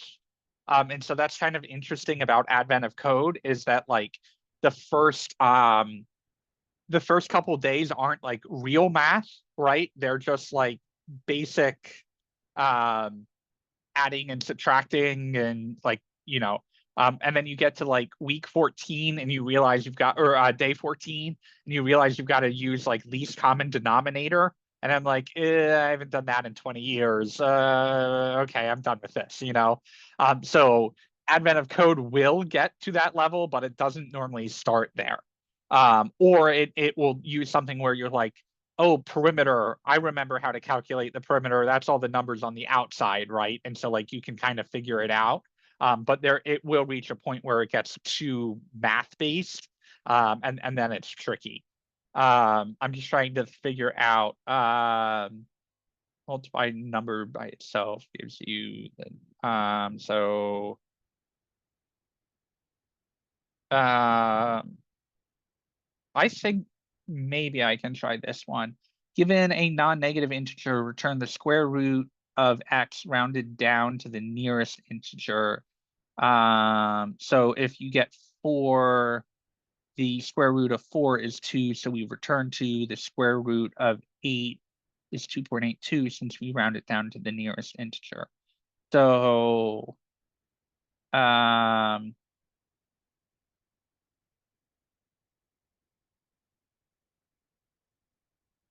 for this one, can we do, so we can't use, it says you must not use any built-in exponent function or operator.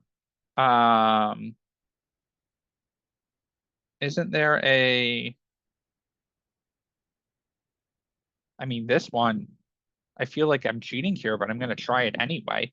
It says you can't use any built-in exponent function or operator, but it does say that it doesn't say that I can't use the square root operator. So can I just return math dot floor of the math dot square root of x?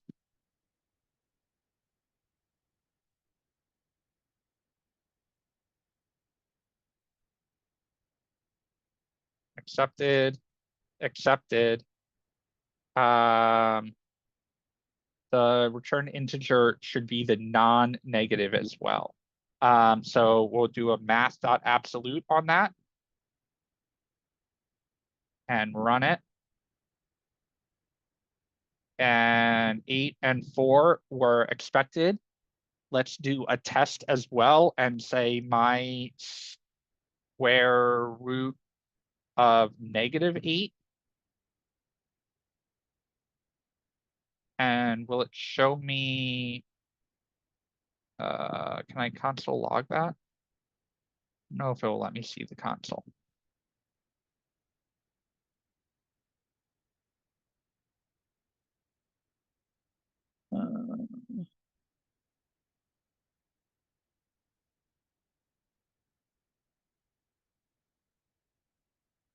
Does it run in? Doesn't run there. LeetCode JS console.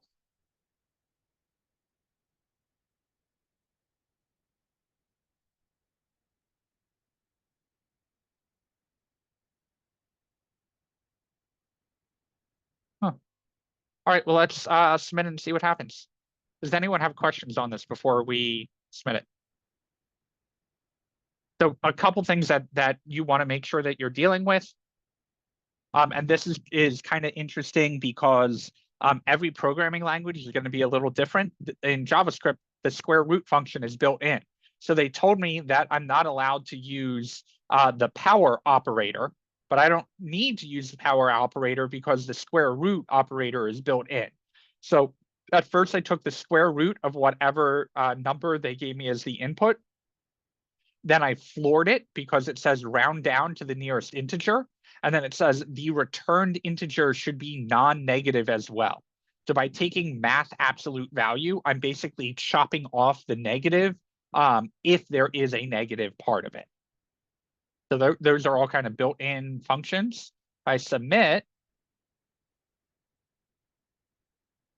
my answer was accepted. So that's all it took for that one. Of course, the one I thought was the hardest was actually the easiest. Anyone have questions on that one?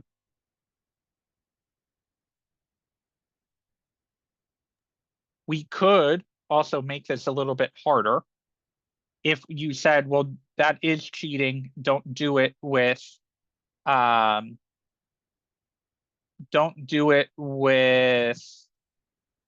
math.absolute. Instead, what we could do is we can say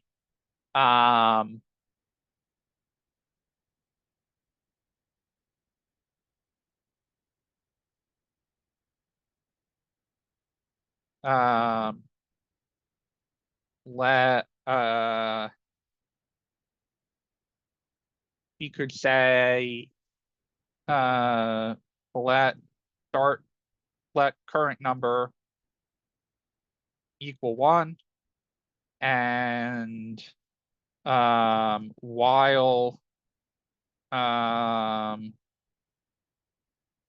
let's just do it as for loop.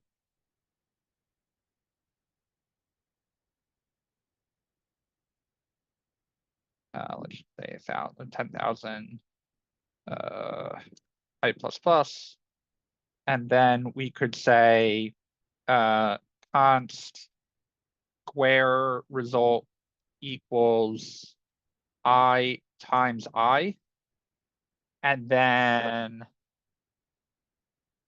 the square root is going to be, so square root of 8 is 2.82, so 2 times 2 is 4.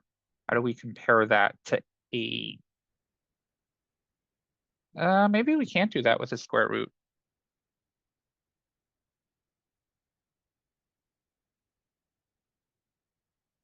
Okay, well, I'm just gonna leave it with my answer. Sorry, I feel like first half of class was a great learning opportunity, and the second half of class is just watching me go, I don't really know how to do this. But any questions on this one before we move on? Make So sure what would- that, go ahead. Oh, so what would you use math abs like for? Is Yeah, it just, math abs is basically take a negative number and make it non-negative. So if I put the number 2.5 into math.abs, it gives me 2.5.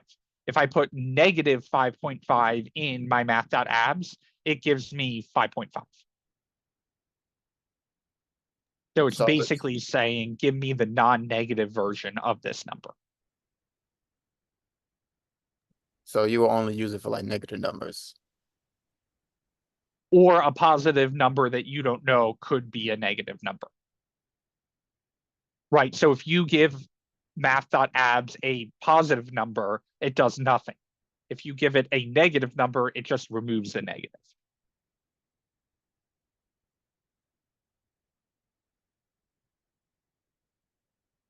And now you're kind of seeing why some of these LeetCode problems, you're like, they all involve math.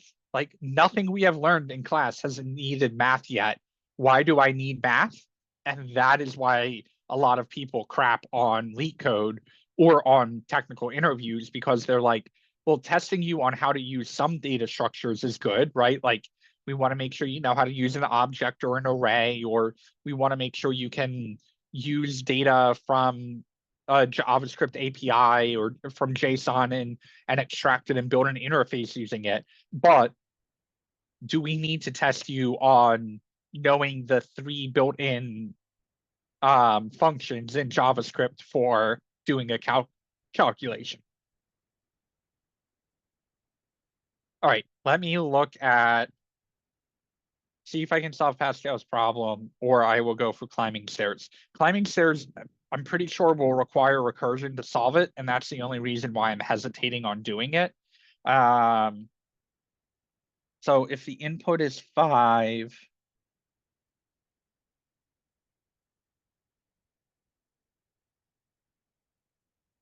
I can try and do this one. Let's see how far I get. So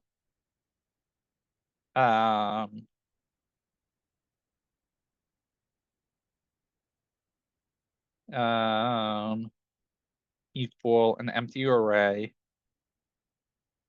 start at I is 1 and go while I is less than or equal to the number of rows,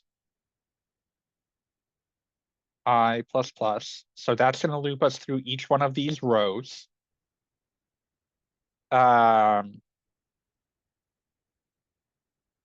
The first row, the answer is 1, so output push I. The next row, I will be 2. So we need to go to the last row. I just need to return this. Put an enter, return the first first num rows of Pascal's triangle. So I do need to generate out each one of those. Okay, so I'm going to push I, and then I'm going to say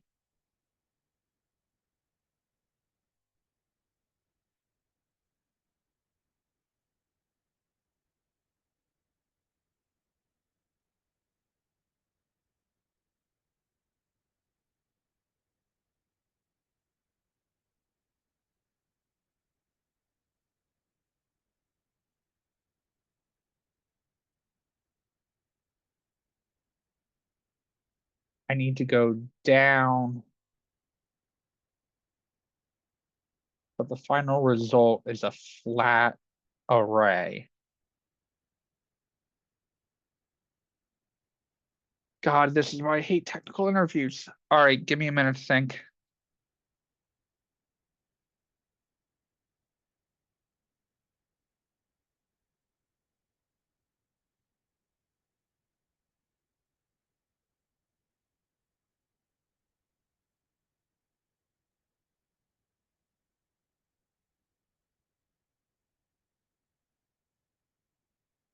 So I will be 2.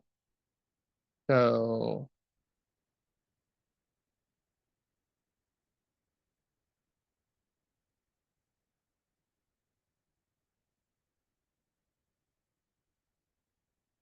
the first row we push, gotta push an array with I. Then the next row down, you want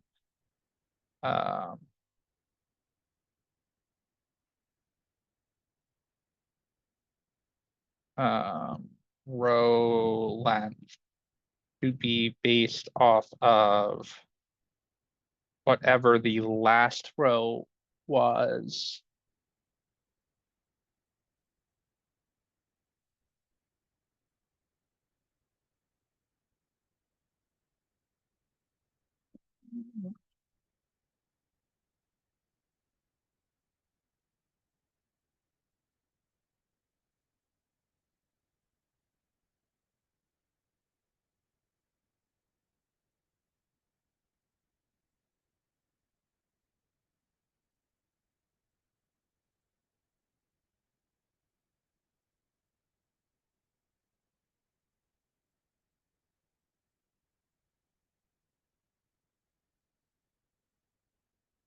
Okay, so rows, num rows, it's based off of that.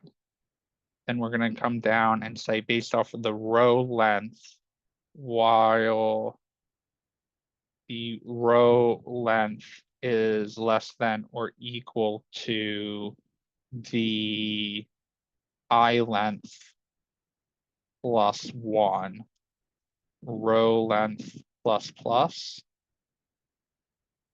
And then we have to deal with edge cases. So if the row length is 0, or it's equal to the end of the row, which is going to be row length and then I, then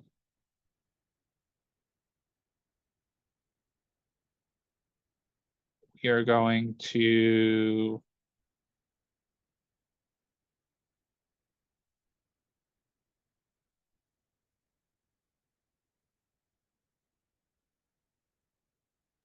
make this is our final answer. So we'll say let this row array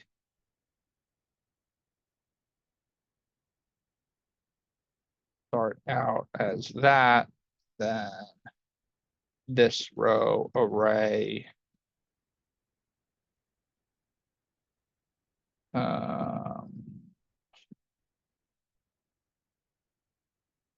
push 1, else this row array push.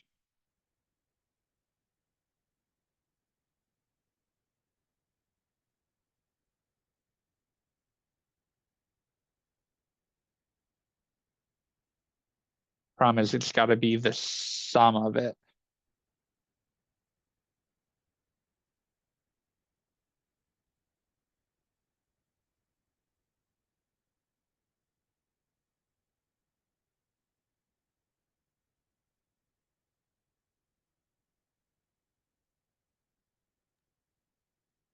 Wait, can you just use dot fill? I don't know that JS has a fill. Changes all the elements within a range of indices in an array to a static value. Yeah, but a fill too far.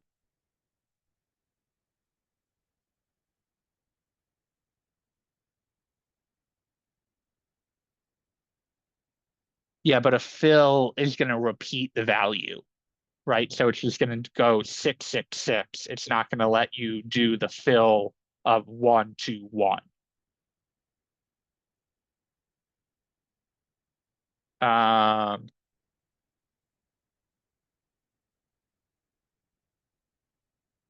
So I think we can do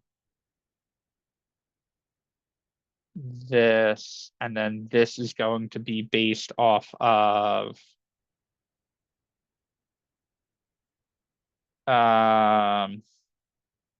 the output above it at whatever the output length is. Now, if we do minus I. All right, I'm going to tap out on this one.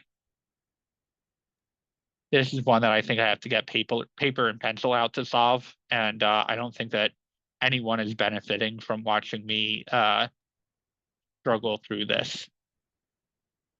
I mean, I'm kind of like looking through it and I'm trying to understand like the steps that you're taking. What I'm trying to do is say, all right, we need a loop to basically run 1, 2, 3, 4, 5 times, right? And so that's this loop up here. Then we basically need to say that another loop needs to run the number of times the triangle is apart, right? Which is always going to be 1 more than the number of rows that we're on. So for the second row we're on, it needs to be 2 across. then when we get down into row 3, we basically add 1 to it to run the number of times across. Although I could avoid this by saying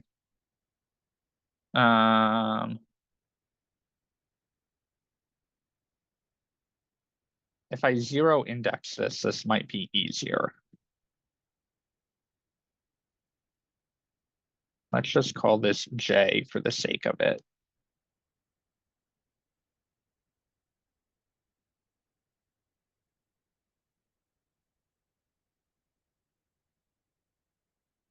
J is less than I. Less than or equal to I. J plus plus. Let me start there. Okay, so we start. So this is what I tell people to do in interviews and what I'm not doing right now. Talk it out loud, right? And so let's do that. This top one is going to run the number of rows there are. So I'm going to say, all right, I need a loop to run every time we go down another layer of the triangle. Then I need a loop, another loop to run for how far across we're going, because row 2 should have 2 columns. Row 4 should have 4 columns. So I need to generate each one of those out. Now I have to deal with the edge cases. If I am on the very first column, or I'm on the very last column, which I'm going to check by going to I. So if I'm on 1, 2, 3 down, and I'm on 0, I know it has to be 1. Or if I'm on I of 3, 1, 2, 3, and I'm on 0, 1, 2 across, then I must be at the end. So in either of those cases, the output is going to get a 1. But the output of the row that we're on is tracked separately. So I'm going to say, let this row equal an empty array. And then I'm going to this row push that one on. Now, that takes care of the 1 and the 1 on each one of these.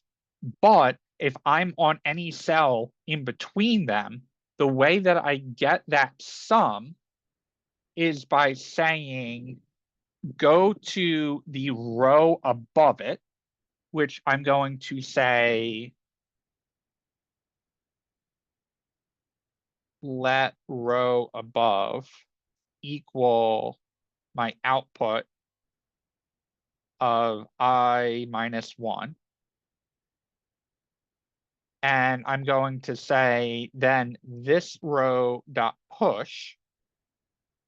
And I need to say, all right, for this one, that would be an I of 0, 1, 2. So I is 2 and J will be 0, 1. So I is 2 and J is 0, 1. And how do I get 2? I go to an I of 0, 1. So I'm going to go to row above, and I'm going to say I minus 1, and then a J of J minus 1. And I need to add that to the row above of a I of still 1, so still I minus 1, but a J of 0, 1. So of a J of a J. And then once we generate the row, output dot push this row and return the output.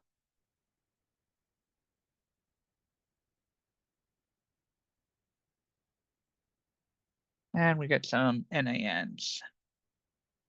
Wait, so for the first for loop, couldn't you just, well, below, a little bit below that, like where let this row is, couldn't you like add like the new array constructor with that, and then have it like have like I+1, and then do the like the fill, and with the parentheses of like 1?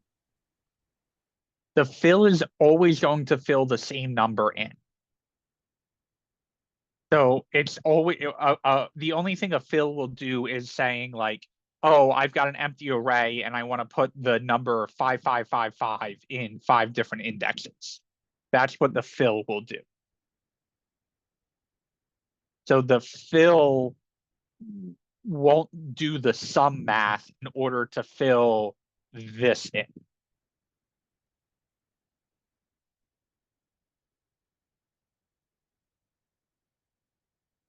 So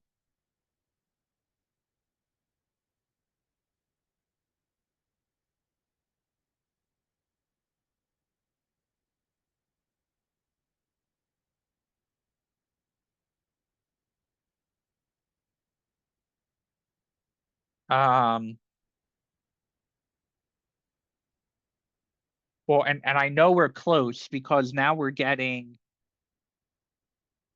the correct number of arrays in the output.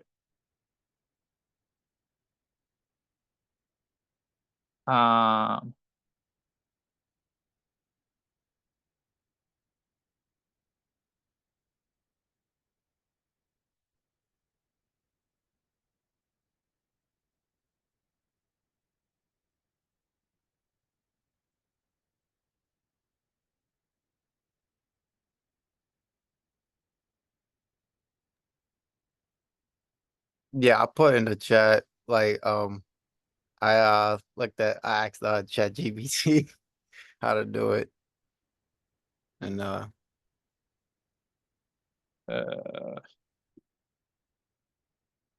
Stop that.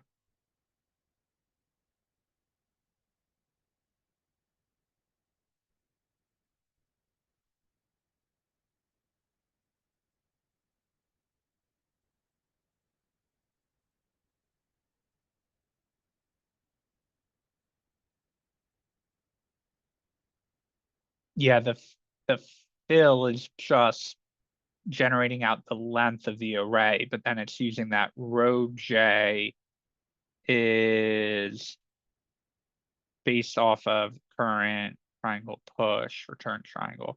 Yeah, so the let row new array I+1 fill with 1, all that's doing is basically what my if statement is doing right here, which is saying if you're on either end of the array, fill it with a 1.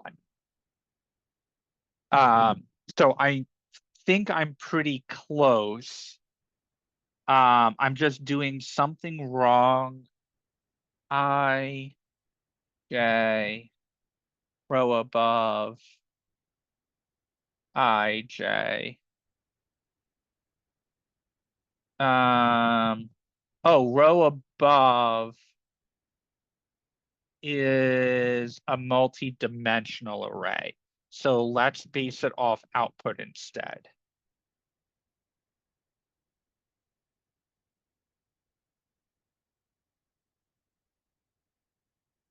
Aha. All right, if you guys aren't getting suicidal at this point, code will, I don't know what will. Sorry, this was a complete tangent, but we got there. We finally got there in the end. Okay, so let's talk this through a little bit. So you can see my thought process a little bit, right? Of like, in order to be able to keep track of this, I'm looking at this and trying to say, all right, what am I trying to do? So what I ended up doing is saying, okay, we need a loop to run the number of times we have a row. And so we're going to say, all right, if the number of rows is 5, we need to start up here. This is going to be 0, 1, 2, 3, 4. So run 5 times total. That's what this loop is doing. That's just moving us down the triangle. Then we start out each row as empty. And we say, okay, now that we're moving down the triangle, we need to move across the triangle for each one of the columns.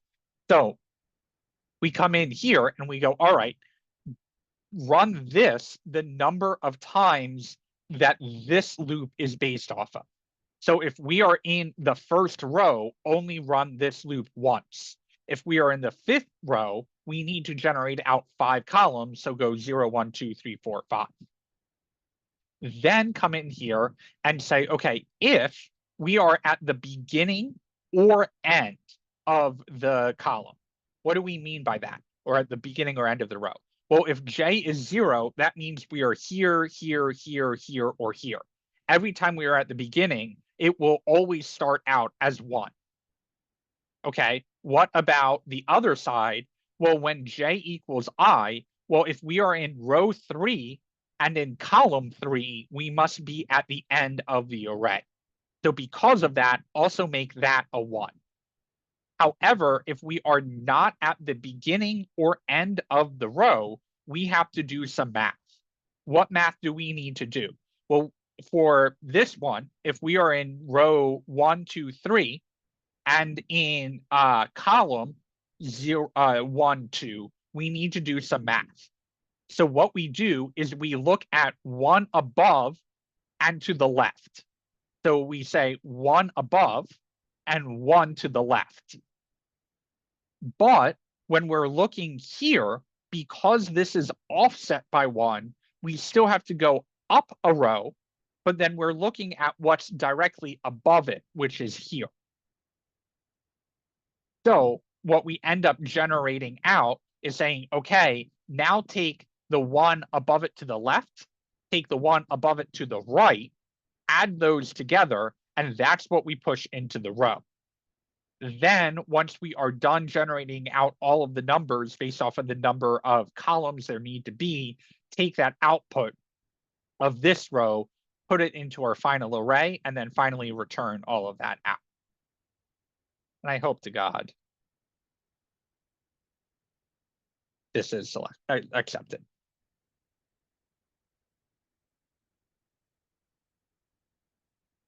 So yes, ChatGPT could solve this much quicker, but you do get a lot better practice working your way through the algorithms. And honestly, I don't think I would be able to solve a medium or a hard. Yeah, I was just like looking at you trying to figure it out on my own too. Like, so with J is equal to 0 and J is equal to I, is gonna push 1, and Alice is just gonna put like the output, or It's going to do the math of figuring out what the 2 cells are above it, and then it's going to push that sum. So what the if is doing is saying if you're on the left side or the right side of the triangle, it's always 1. If you're somewhere in between, you need to get the number above it and the number above it to the right. And that's what we're doing with the -1. We're saying the I -1 is saying go to the row above it. And then the J is saying go 1 to the left, or this J is saying go to the right.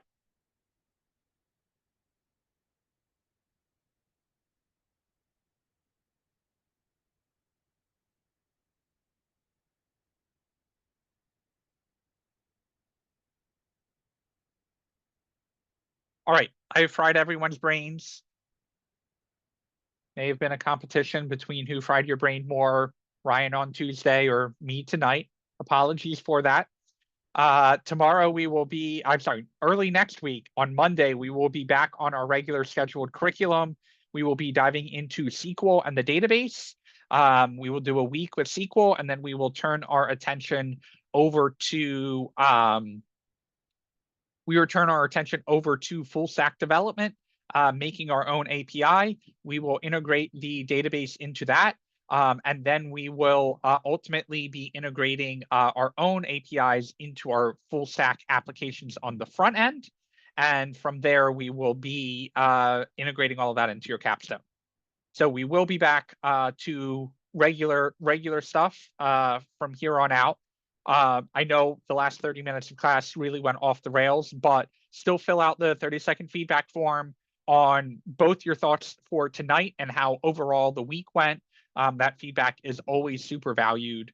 But otherwise, you guys have an awesome weekend. I know I've got a lot of one-on-ones, I think one on tomorrow and a couple on Monday. So looking forward to seeing the rest of your capstones. Otherwise, have an awesome evening, and I will see you all tomorrow. Monday, not tomorrow, Monday.